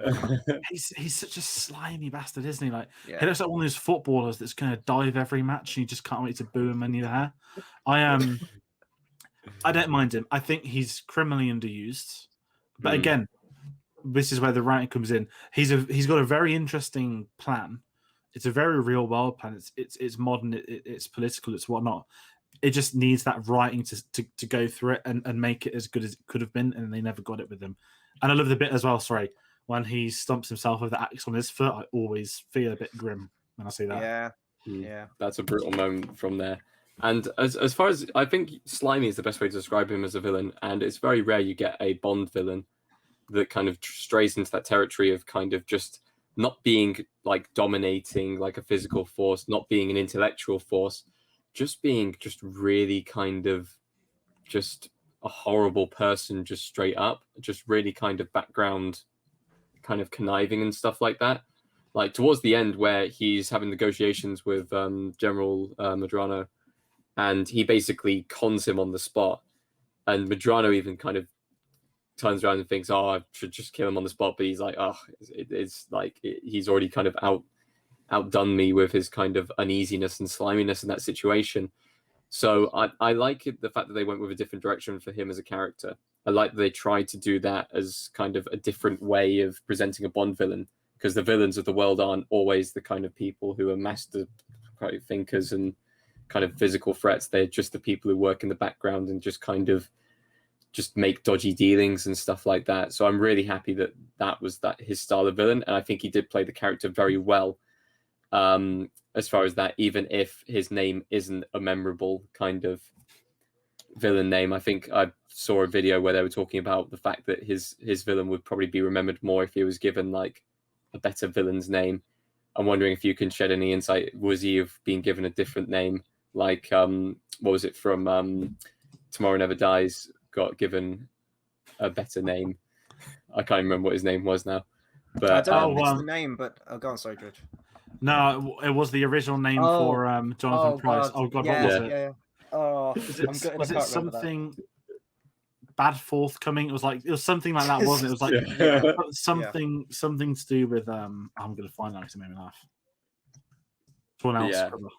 But I know that the actor himself, he wanted to be in makeup. He wanted to have sort of like a grotesque appearance, as you get with a lot of the villains, right? It's an iconic look, and especially Le Chiffre being the previous one. There's so much you remember about Le Chiffre, and we talked about how great Mads Mikkelsen was.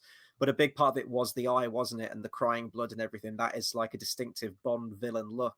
And I think that Matthew, is it Amalric? Is it I'm probably butchering his name.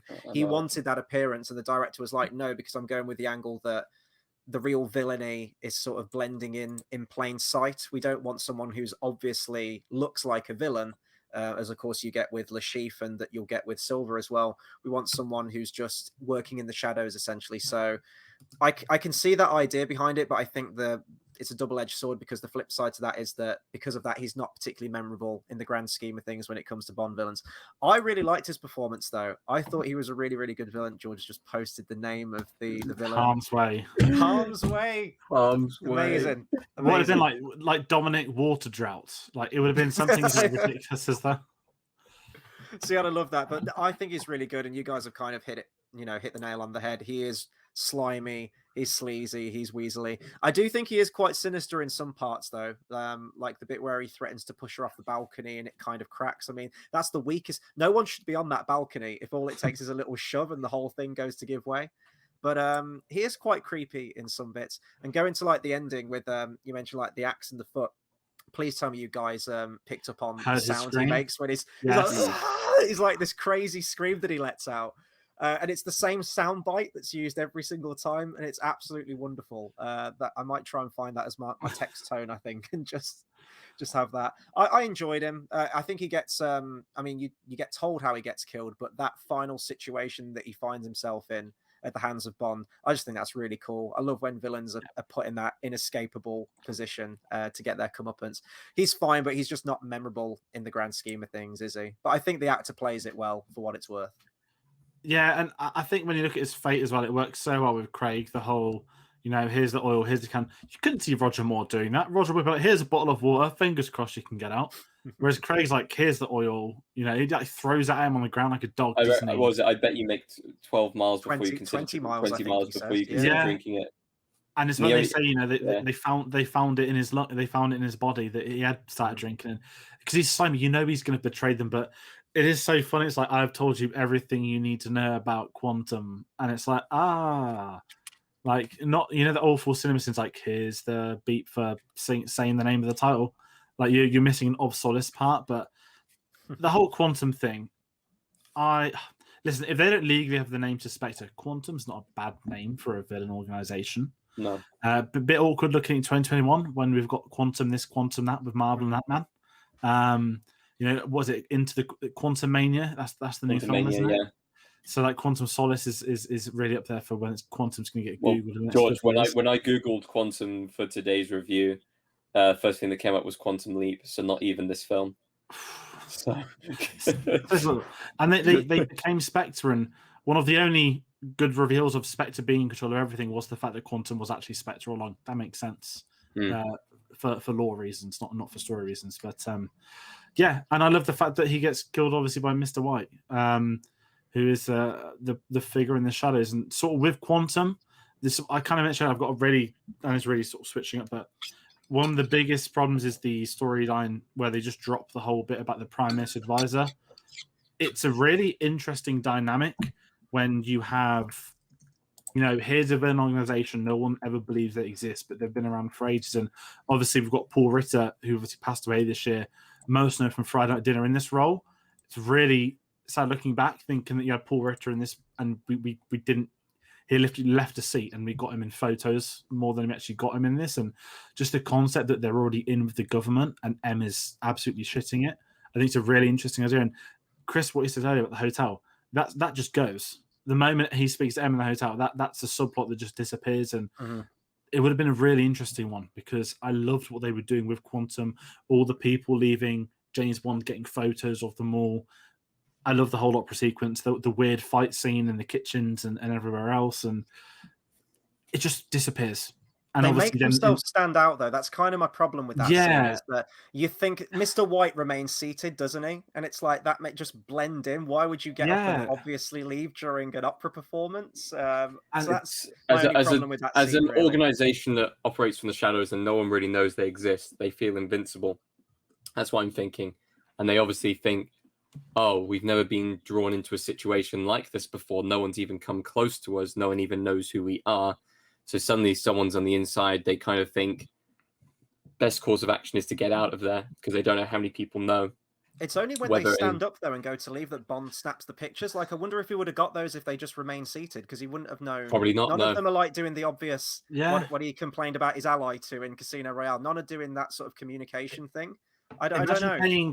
Imagine paying thousands to go to the opera to have some dickhead on your right having a fucking conference call, and you're like trying to listen. It did remind me of Batman Begins. Like, I'm just expecting somewhere like to get like a crying Bruce Wayne standing up to leave with his mom and dad, and they walk into the wrong alleyway afterwards. One takes a photo and then just murders the parents in front of him. The Waynes were part of Spectre. That would make sense, actually. Yeah. What happens if someone was nipping to the loo during the thing, and then they've got the police after them for the next few years? Just expect someone walking to the loo, and then he comes out, and they're coming down the staircase, and Bond's walking up, and he's just like, okay. And what I hate is the whole they're the villains because they get their goodie bag from under the thing. So what happened if that would have just been like a VIP person who just got a different goodie bag? Like, I'm not listening. It's just jokingly taking the piss, but I do like the opera scene. But I like Quantum, and then what I make a really good comparison to is that they disappear from Skyfall, and I've got no issue with that because the gap is right that they do come back in another way later on. But kind of like if you look at the Connery era, you've got Spectre, then you get nothing in Goldfinger, no ties in, no nothing, and then they jump back to the Spectre stuff after it gave it time to breathe. And when we get to the Spectre review for us, said Spectre a lot tonight, that's when we'll be going in because can you imagine twice if he was like, oh yes, Goldfinger, he was our private banking golden banker all along. I'd be like, piss off. Well, you just said there that Spectre doesn't come into it in Skyfall. I'm like, well, they retconned it. So now they do. Yeah, now they do. Yeah. But it wasn't there in the intention from the beginning. Yeah. And I'll get into that, don't worry. No, I agree with you. Like the Batman thing as well. It'd be like the Joker, right? In Dark Knight Rises, like, oh, he was part of the League of Shadows all along. It's like, no, he's just a random guy out on his own agendas. Like, yeah. Like, I enjoy the opera sequence. We'll go into our favorite scenes in a bit, but that will probably be my favorite scene, so I'll talk about it a bit more there. I think it's one of the only scenes that feels like it's got that scope that you expect from a Bond film. I do think Mission Impossible 5 has done it better since. It reminds that opera scene reminds me of the scene at the pyramids for some strange reason from Spy Who Loved Me, and I'm not sure why it reminds me of it. Lighting and like there's a show going. There's a show going on. There's a show going on, and Bond is investigating something different, and it has that very similar vibe. I'm wondering if they kind of took like inspiration from that scene or anything like that. But no, it's just even the kind of after point of the music building up and then meeting on the staircase and then where the music goes completely silent and the fight ensues. I really wish that entire scene had been kind of completely muted from that point on and continue to be, because that would have been so stylistically good with them trying to escape and then the kind of the orchestra coming back in and that's all you can hear. You can't hear the chaos that's going on. I think that as far as a directing choice or even an editing choice is actually one of the only good ones they made with the film, which is crazy to think about. It's also a scene that's got me really looking forward to the new from the makers of Hitman, the video game that's coming out. They're doing James Bond next, aren't they? Because there's a mission in one of the Hitman games where it's set an opera, and there's so many different ways you can take them out. You can dress up as one of the actors in the scene and take them out that way, or you can drop a chandelier on them from behind the scenes. There are so many different ways, and I was watching this and thinking, if this was a level or something similar to this in the new James Bond game with the same mechanics, I think I'm really looking forward to seeing what they do with it, just as like a side tangent, because I think that could be really cool. Can you imagine the giant eye thing could just drop on them? Yeah. Let's really quickly, if anyone wants to bring up General Medrano, I love those really over-the-top, ridiculous, evil because they're evil, dumb characters. It's like, it's all a military coup, don't care, it's a rubbish story. The main problem I have is that I hate this kind of character trope that comes up a lot, not necessarily in Bond films anymore, but he's a villain, okay, what did that's bad? He rapes, okay, that's bad. How can we make him even worse? We'll have him rape someone again? And it's like, right. But I love the whole going back to Camille's storyline. That works, that he always remembered the mom and the dad, and you get the really sinister build-up is like, I believe I'm the last one that saw them alive, and it's really dark, and he gets shot. It's a good death, but I just like that. I don't know what it is. Maybe it's the accent. I just love those really over-the-top military generals. Like it's like a Sam Jackson in Kong, isn't it? Like that ridiculous. He's evil because he's the military. He's played this character twice now. I knew I recognized him. I knew him from somewhere. He was the general in the new Suicide Squad film. No way. Yeah. And as I've just found out, he also played the voice of Scorpion in Into the Spider-Verse. Oh, no way. That's amazing. But now you see it and you think, oh my god, yeah. Right. It's the scene with the bird cage. It's him, yeah. That's him, yeah. That's mad. I don't even know how to come back from that now. That's just kind of blew my mind. That's up there with the little kid from Begins being Joffrey. Like that. Yeah. That level of mind blown.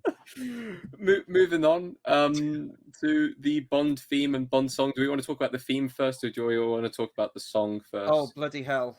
I apologize in advance, guys. But This the is theme, gonna- hold on, the Well, theme no. is the song. The theme is the song. No, it's in the score or the song. Oh, do the theme. Sorry, Do the theme first. do the roll. I'm going to jump the gun here because Chris is absolutely going to make this point. Yeah, This should not have won the Bond song race here. Let's be honest. David Arnold actually worked very, very closely, I'm pretty sure, with Shirley Bassey to get a Bond song working. Well, this is where I've been schooled this week. I thought that was the case, but Yeah. I don't know, A to George, Z.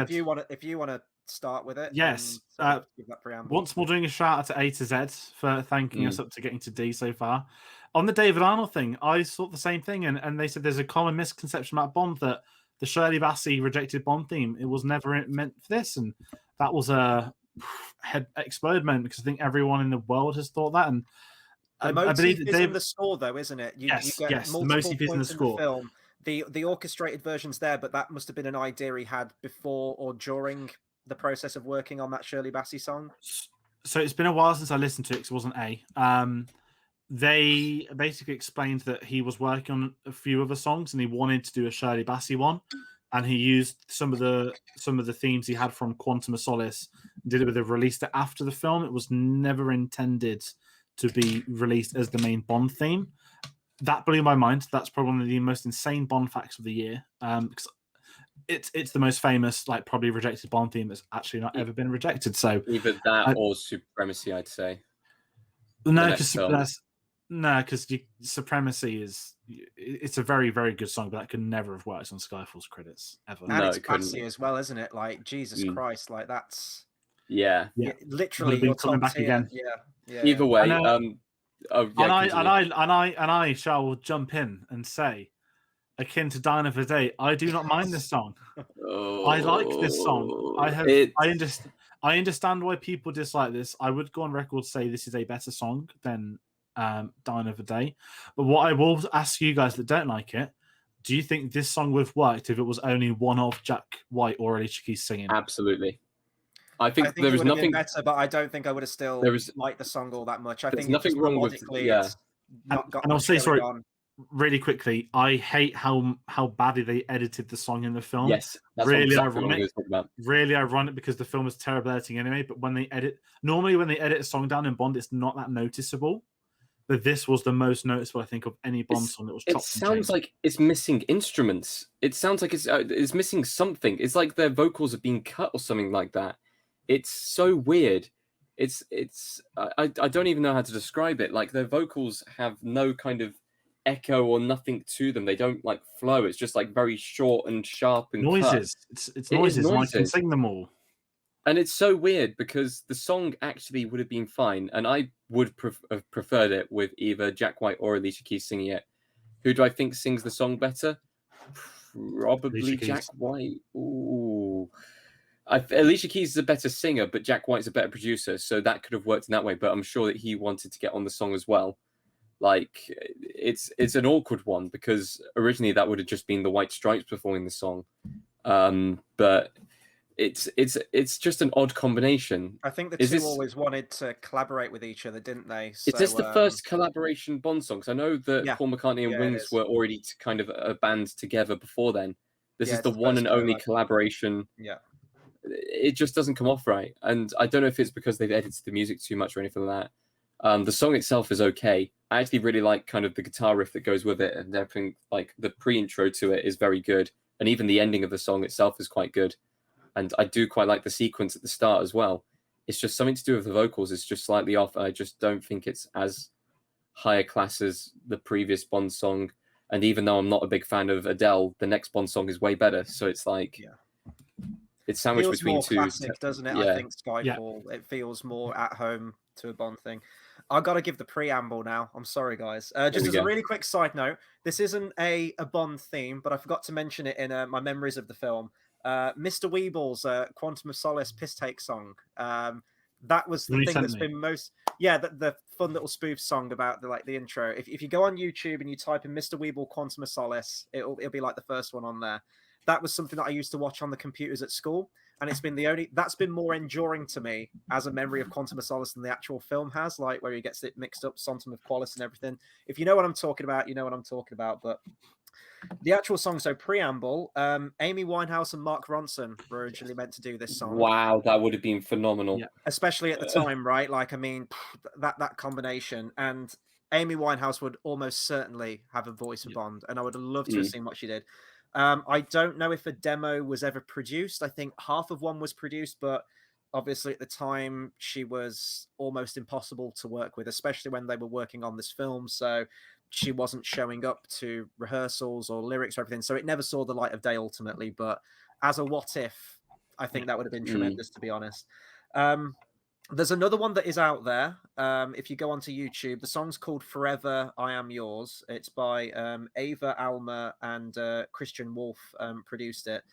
And apparently he was in the short running for the actual song. And he kind of details the whole process in that a couple of months before the premiere, they still didn't have a song down for the film. And it was kind of down to the wire. And the producers sort of reached out to a bunch of music studios and everything, requesting a Bond theme just to pull some ideas in, I guess, to see what they could get. And he produced this song. It was an older song that he'd worked on. And they got shortlisted and they got down to like the final 3 or final 4. And apparently the studio pitched to them a sort of concept of what they wanted the song to be about, sort of the themes that the film would go into, following on from Casino, a sense of revenge and Bond trying to get to terms with the loss of Vesper. And he produced the song according to that, with lyrics that call back to that. And then he said when they ultimately went with the Alicia Keys one, they kind of did away with that. And I can see that because thematically, the Alicia Keys one, the one that we get in the final film, feels completely out of place, at least to me, in terms of the surrounding film. It doesn't really match the visuals to me. And I love the visuals as well. The sand dunes and like the girls like coming out of the sand dunes. I think that's really cool. But it doesn't seem to fit the tone of the film. And I think one that would have been a bit more longing, whether it had have been that one that got shortlisted Forever, or in an alternate universe, if it had have been the Shirley Bassey one, if that was produced before, I think if you listen to the lyrics in that Shirley Bassey one as well, it fits much more towards the themes of this film. So I would actually rank this, and this is all you're getting given before we do the official ranking this weekend. I would actually rank this at complete bottom of the barrel for me. This is worse. I would much rather listen to Die Another Day by Madonna. That's literally one notch up from it, but this is just... Wait, hold on. Sam Smith's writing on the wall. What do you reckon? Well, I don't want to give away my entire ranking, but... Join us in 2 days. 2 days' time. The tier list video. It'll be in the same tier, so that covers that. It'll be in the same tier. No spoilers there. I just think the Alicia Keys, I just think it's a discordant mess of a song. It's kind of abrasive to listen to. Honestly, if I'm watching this film and I get to the title sequence again, if I am watching this film at any other point, I'll probably just skip it. It's because you want to watch the visuals. You just mute it. It was on Guitar Hero. I have fond memories because they added, back in the day of DLC being a new thing for actually wanting to add things, they added this to Guitar Hero World Tour, which was a fantastic Christmas. Oh, did they? Oh, I haven't tried that. And I remember absolutely loving it. It was insane to do this song. Again, the Bond type of, heading into end of 08, 09. So, yeah, I really wanted to throw that in there because I believe it could be the only Bond song to ever get a guitar, which makes me think, should they reboot Guitar Hero for Bond themes only? Yes. I would be so down for that. Mm. Oh, which one's got like a... Oh, could you imagine Chris Cornell's one? Oh, Jesus. Imagine the music on the drums. Oh, mate. On a side note, I would love another Guitar Hero game. It's been way too long. It's been way Final too side long. note, on Twitter yesterday, David Arnold put loads of photos up of old Bond stuff, and Duran Duran did a song for Tomorrow Never Dies, which eventually became another song. I'll talk to you guys about after. But, I need to... You better tell me that deleted, one, I'm aware of that. He deleted the tweet because it was getting too much attention because everyone was like, this should have... We've lost George. Been the Bond theme. It was like 5 or 6 different songs. Yeah. Oh, sorry, we lost you there a bit. There's about 5 or 6 different songs called Tomorrow Never Dies with different artists, and he deleted it because it's getting too much attention and too many people. Could you imagine that though? Like after Shirley Bassey, Duran Duran would have been the next recurring person for like songs. It became. I listened to the demo of it. Really off topic now. If anything, did this a couple of weeks ago when we were actually talking about Tomorrow Never Dies. Yeah. The song became Last Day on Earth. Right, Don't I'm know what that going to means. make a note of that, and I'll be listening to that as soon as we're done on this. But speaking of David Arnold, Yes. let's talk about his really sad night. I sounded really happy there. His final Bond soundtrack to date. So far. Could he return? Brackets hope so. He did return, I lie, to the Aston Martin advert that's been released for No Time to Die. They've done a 1.5-minute advert with the F1 team, and he did a score to it, and it was the titles was created by Daniel Kleinman, who did Casino Royale. That came out yesterday, so where we are in the pre-recording. But this isn't Casino Royale's score. I'm going to go out and say I'm not going to say it's his fault. None of that. Great legacy on Bond. Even though this was his final film, it wasn't this is bad, please leave, don't come back. This was Sam Mendes came in, brought in Thomas Newman, and that's his go-to guy. And obviously now we're getting Zimmer, so I would love David Arnold to return. But, what a solid run. Most of the Brosnan era and just under half the Craig era. Mm-hmm. Yeah, no, it's a fantastic run of films. And dare I say, it was a shame to kind of not finish on kind of your high note and stuff like that, because Casino Royale is the best one that he did. And I don't know if it's because it's quite difficult to kind of work with the Bond theme, working that into the score and stuff like that, whereas kind of Chris Cornell was so integral into kind of working the score in and stuff like that and allowing that to kind of work in that sense. But as far as this film's concerned, honestly, the score was, for me, a little bit forgettable. It was a little bit forgettable, which is a shame. But at least we can look back on the rest of his films and go, wow, what an amazing job he did. Like, kind of taking over the role from John Barry and kind of the legacy that he had. He's set himself up like an amazing legacy as well with Bond. And really, you can only name those two within kind of the echelons of kind of naming people who've done like the best Bond scores. You just go to those two straight away. So I think honestly, like, he could only do so much with the material that he was given, and I don't think it sounds out of place in the film. I think it fits the film absolutely perfectly well. There's some like electric guitar stuff in there or acoustic guitar, that sort of fits the location. Vesper's theme coming back as well. Yeah, and it's the continuation of a lot of the themes that really do it for me, and obviously taking place directly after Casino Royale. It's nice to have that continuity in the soundtrack as well. I think that's really important. So those moments where Vesper's theme does come back in those poignant moments, it just makes it hit home even more, doesn't it? But I think as a final score, for right now, as we say, he could come back. It's definitely on the cards. It is a bit of a shame, but, an incredible run of the Bond. I'd say like a perfect successor to Barry, in my opinion. But it's just that, again, that Casino Royale score was so strong, and that is the pitfall of that film, because it was so good. Whatever followed afterwards would, it's almost impossible to live up to that. But I think it's just there's not enough in the film to warrant a score of that scope that we got with Casino Royale. It doesn't feel as suave as Casino Royale. It feels sort of very street level, a bit more grittier than Casino Royale does. There aren't as many of those Bond sentiments in the film. You only get the main theme again playing. You might get a few little variations of it throughout, but in full statement again, you only get it at the end of the film, because it's like another setup again to get you to that James Bond. So it would be nice to hear more of those moments, but because the film does feel a lot more self-contained and a lot smaller than a lot of other James Bond films, I think the score just matches that, to be honest. So I ain't going to say he did a bad job. I think he did a perfectly serviceable job. But as his final score at the moment, I mean, it ain't no Casino Royale, is it? And it was never going to be, I don't think.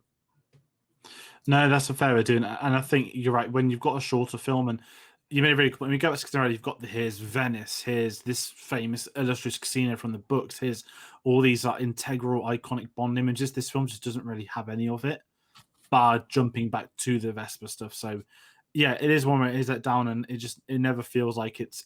And I think the scores do contribute to how a film can be seen upon. And I just don't think the soundtrack worked for this. And I'm not going to say a change is right. Again, I think any Bond fan will want him to come back, and I think there could be potential down the line. Who knows? Obviously, I am on the Hans Zimmer hype train. I think we are, fingers crossed, destined for greatness of this one, and maybe it won't be Nolan next time with his new Atomic Bomb film. So we'll find out eventually. But as always, we'll talk favorite scenes. Is there anything we've not spoken about? My favorites is the opera scene and the plane scene. Mine is the opera scene and the plane scene.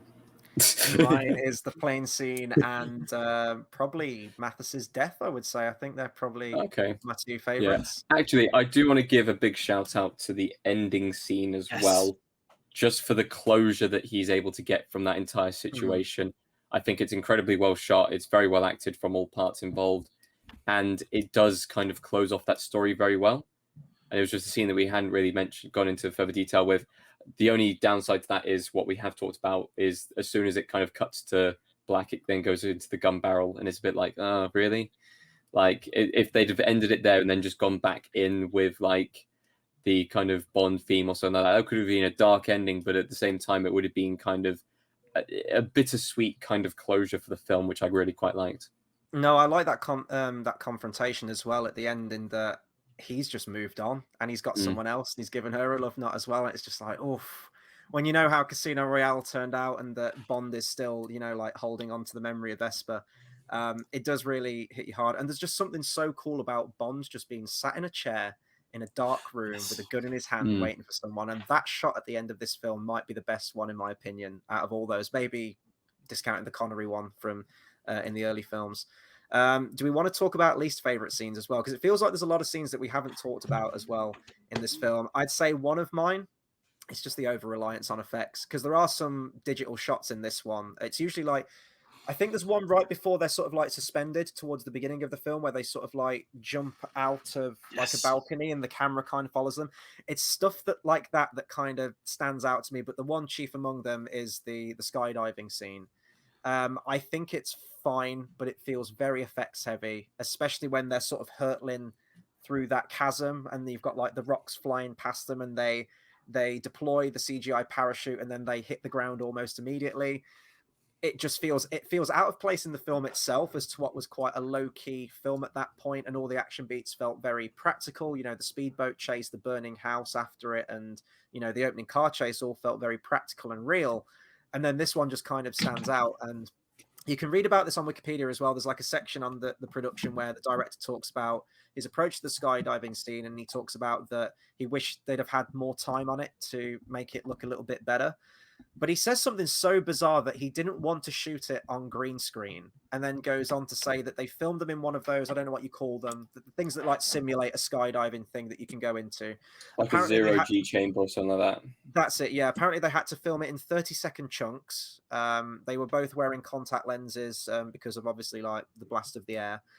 They did all of their own stunts in the scene. But then they had like a virtual background he talks about that they were composited over. I'm like, that's essentially what a green screen is. Like, he said he didn't want to use it, but then goes on to like this long-winded explanation that basically equates to the same thing.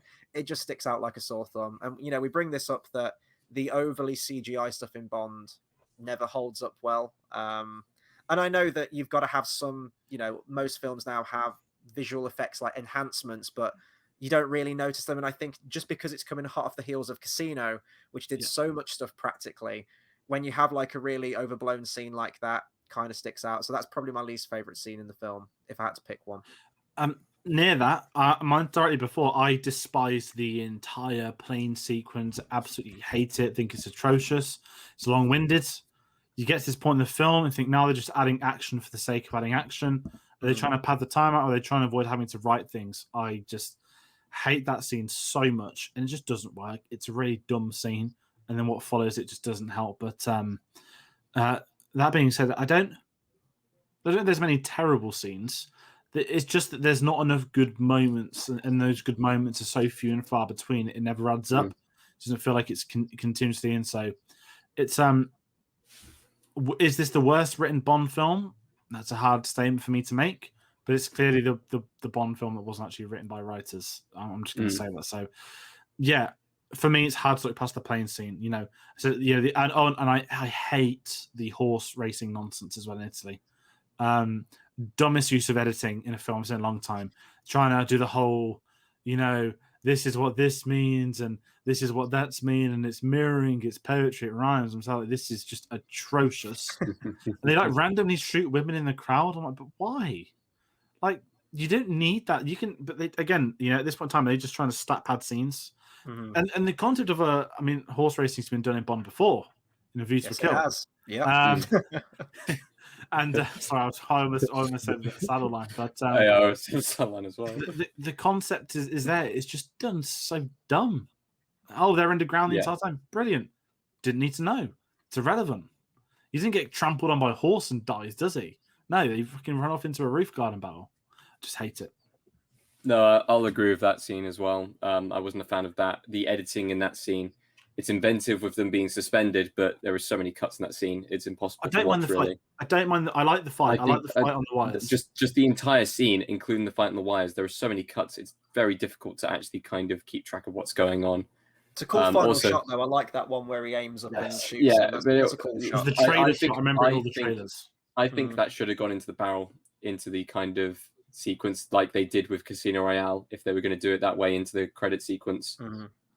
But no, there's one point in that scene where the villain basically has the gun ready to grab, and he'll have a clean shot, and then it drops another layer, and it gives Bond enough time to grab another rope and shoot upwards. And it's just like, oh, if only the villain had grabbed the gun like a normal person instead of trying to grab it at the barrel, then maybe he would have been able to get to him first. It's just one of those moments where I watched it and I was like, oh, that's just disappointing. That's not Bond winning because he's outsmarted or being better than the other guy. He's basically got lucky there. He should be dead. But yeah, moving on to one-liners, I don't have any. I don't have many. I will be honest, I don't have many, but I think that's just going to be part and parcel, isn't it, with all of the Craig ones, really.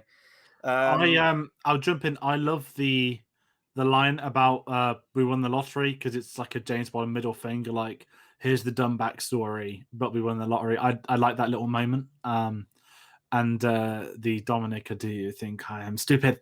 And like, it's the really over the top grandiose moments for no reason. Struggling to think outside of that. There's that one guy that's like piss off on the side of the balcony, and again, Don Green's like, why is he looking at me? And that's cool. Murder him. Cool. I like that, but it's like, yeah, I don't. Not many one-liners in this film. Let's be honest, there's not many lines in this film that are good at one-liners. Yeah. The few that I had, it's right after the speedboat chase. I think he like just dumps her body and says she's seasick. That's it's fine. The handcuff one, I think she has handcuffs. I do hope so. That got a laugh out of me. Oh god, then the only other one I have, and this is more of a cool one, and I can't remember who says that. I think it might be Mathis. I don't think the dead care about vengeance. I can't remember who says that line, but I thought that was quite a cool line that kind of sums the film up. I don't know if it's maybe Mathis. I don't know if it's Mathis. I should have made a note who said it, really. But that's honestly it, guys. It's slim pickings this week for one-liners. Because as George said, there's not many words on the actual page that they're working with in the first place. So this isn't a comedic film. No, I don't think. God, are there any in Skyfall and Spectre? I think I'm going to be. There's none in Spectre. There's a couple. There's a couple in Skyfall. Not in Spectre. Spectre out anytime. I guess. God, I'm dreading rewatching that film. I'm not. I'm looking forward to rewatching. I'm excited. I'm genuinely excited to rewatch Skyfall because I haven't had good opinions on it in the past. So I'm wondering if my opinions have changed or whether I still believe it is just a pile of member berries just piled on top of each other. And then with Spectre, I've seen it and I truly hated it when it came out with a seething passion. And I remember the review we did. I'm a different man now we've done this retrospective. I feel changed. You're going to hate it even more, Chris. I can't wait. Maybe. I can't wait for Skyfall when you like commandeer it and say this is the best Bond film. Yeah, I'm joking. No, not happening. I mean, I'm open to being changed, but like that CGI Komodo dragon thing, that's still sticking out to me. Like it's still in the back of my mind. So. But there's some. I'm just excited to do Skyfall. One of my favorites. That's going to be a fun one. I know we're jumping in way too ahead preview to the next one, but let's talk final thoughts on this film. Do we want to have final thoughts? I'm just gonna. I actually want to find my tweets that I wrote, but I can't be asked. So, I'm just going to say this. I don't like going in trashing Bond films. I want to enjoy these films. I've got a lot of good memories attached to this film, around this film. As I said, Lewis Hamilton winning world titles when this came out. He's still doing it now. I just think the film is a missed opportunity, and that is outside of anyone on the production's jurisdiction. Yes, some things could have changed, but ultimately, if you ever, if you're on set and you don't have a writer and you don't have a script, and this isn't the kind of film where you can ad lib either. I was trying to think Iron Man was probably one of the other high profile ones affected by the writer's strike. Bit different when the character is Iron Man being played by Robert Downey Jr. You can let that man ad lib whatever the hell he wants.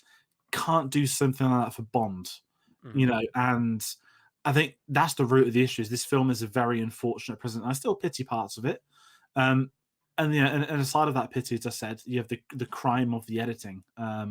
So this is one I can understand why people do enjoy it more now. I can understand why it's had a bit of turn, but at the same time, I don't think it's aged well, and it stands out, especially compared to the Craig films, as a real missed opportunity. But the mistakes made from this, are they mistakes that were made in the future? We'll find out. We'll know exactly where Craig is in 2.5 weeks by the time this video goes up. We'll know about his era as a whole. So it's exciting, and maybe to get Skyfall we had to have a quantum. And I'll take it sounds like an analogy for having a shit or something, doesn't it? But yeah, it's I'm gonna leave that as my final analogy for this film. I mean, we will find out how we will come down on this Craig era, whether it is kind of a positive era or a negative era. As far as my opinions on the rest of his films go, I think this is his, well, from having not rewatched Skyfall yet, this is his second best film under the Craig era, which George will be internally screaming at that statement. I'm trying not to laugh out loud. That's all it is. I think this film's given a bit too much kind of flack. I'll agree with that. I mean, tonight we kind of discussed over it. We went through all of its negatives. I still had an okay time watching this film.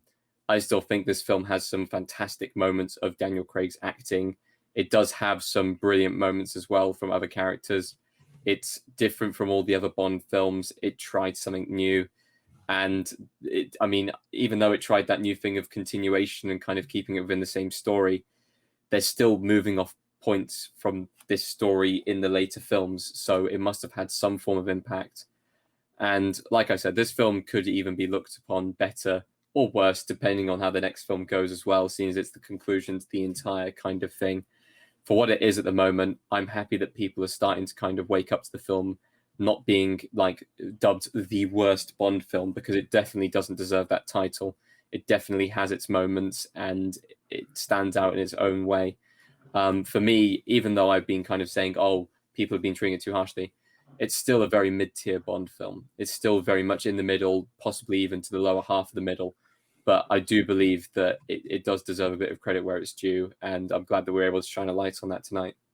Yeah, and it's good that we've sort of had balanced opinions on it as well. I don't think any of us have been particularly too harsh on it, although George did give it as an analogy that kind of summarizes that it's shit. But I do think that it's people are quite harsh on this film, and I don't think it's awful. I think it's a very watchable film.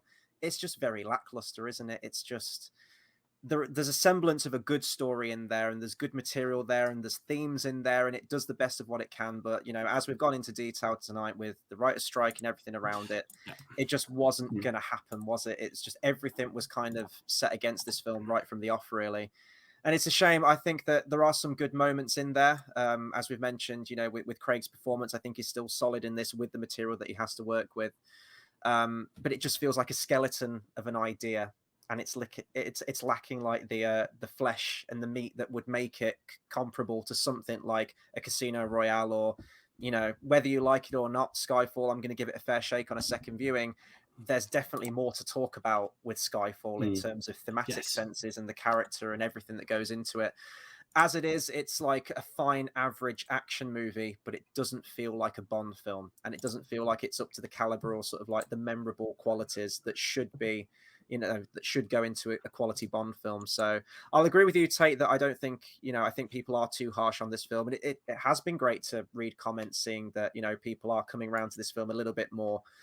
But nevertheless, whether you come around to it a little bit more, the problems are still prevalent and the problems are still there. And I think it is very evident watching the film, and you can see where all those problems are. So this is just middle of the road for me. This is just an average film. It's fine. But I do, go into the editing as well. I think that does spoil a lot of the action scenes for me in some places. So, yeah, that's my 2 cents on Quantum of Solace. And we have gone over runtime. We didn't think we would, but we have gone over runtime. So I guess that'll do it for our thoughts on this. There might have been a lot that we haven't talked about. So now we hand over to you guys. Let us know what you think of Quantum of Solace. Again, do you think the hate is justified for this film? Or are you a little bit more sympathetic towards it? Or are you in between? Anything regarding this film or any of the James Bond films, please do be sure to like, comment, share, and subscribe. As in a few weeks' time, we get that new Bond film that we're all clamoring for. Next week, of course, will be the big one. It was the 50th anniversary. We've got Skyfall. That's coming Tuesday, the 21st of September. Now, George, do we want to announce, or we holding off? We're holding off. Okay. There will be an announcement on social media when there is something to announce in the old school football window. So we'll be delighted to announce it as and when. We just want to make sure we've recorded it first because yes, I just have this horrible feeling in case something happens. So we potentially could have somebody on Skyfall who I'm just going to give a hint that you guys have commented about in the past, and I'm going to leave that there. So take off that what you will. But before we get to that, something I can definitely say, all three of us are going to be on the theme tier list video this Thursday, 16th September. It's going to be pre-recorded. We have to pre-record these just because of the complexity of it. We're going to have more details. We've got essentially every Bond theme. We're going to do a tier list. We've renamed the tiers based off Bond quotes as well, which is really exciting. And then we're going to make the tier list public as well. So we're going to want you guys to jump in with us when it's up. Tweet us, Facebook us, send us all of your, not ideas, but send us your tier lists when you've got it done and dusted with us. So that's going to be a fun one. We've wanted to do this. This has been probably in the earliest stage since we started doing this. We always said there would be a video on the music, and we wanted it as near to release it as possible. And as I said, there's going to be a couple of things coming up in the next couple of weeks on Thursdays. Of course, got the quiz next Thursday by the time this goes up, and the week after that will be No Time to Spoiler Free. There'll be a spoiler video. There'll be a lot of other things. I'm thinking it's time to crack up the schedule because not for quite a few weeks actually. Here we are. So of course, Done Quantum, Music Thursday, Skyfall on Tuesday, quiz Spectre. Sorry, No Time to Die. Obviously, spoiler free and spoiler filled. Then we'll have our big ranking in October. There's a big gap there. We're giving people time to watch it. Obviously, we've had Shayla and Cam on, so if we can get those guys on for the ranking, we'd want to make sure we've covered the American release dates for people so that they've had a chance to see it still. At the end of October, we've of course got the question mark, who do we think the next Bond could be? Who would we want to see in a Bond film? All that kind of discussion, that is going to be on the channel. And then heading into November, it's almost like a spin-off, isn't it? We've got the original Casino Royale, Never Say Never Again, the Austin Powers trilogy, and Johnny English 1, the only one we need to watch. So lots of Bond stuff coming up still. As I said, we're getting closer. The hype is in for No Time to Die. We're getting adverts every day from sponsorships. There's photography exhibitions in London. This has been the most insane 10 days of Bond news so far, a lot more than I expected. And who knows what's going to come next. So stick around with us. Hit us up on our social media. Let us know your thoughts. Facebook, Cinema Savvy. Twitter at Cinema_Savvy. Letterboxd.com/Cinema Savvy. Of course, TeePublic in that link below. And as I said, that announcement, which we'll be delighted to announce, will be on social media. Absolutely. So thank you for everyone watching tonight. Thanks for commenting along. Hopefully this is pre-recorded, and until next time, we'll see you on the next video. Take care.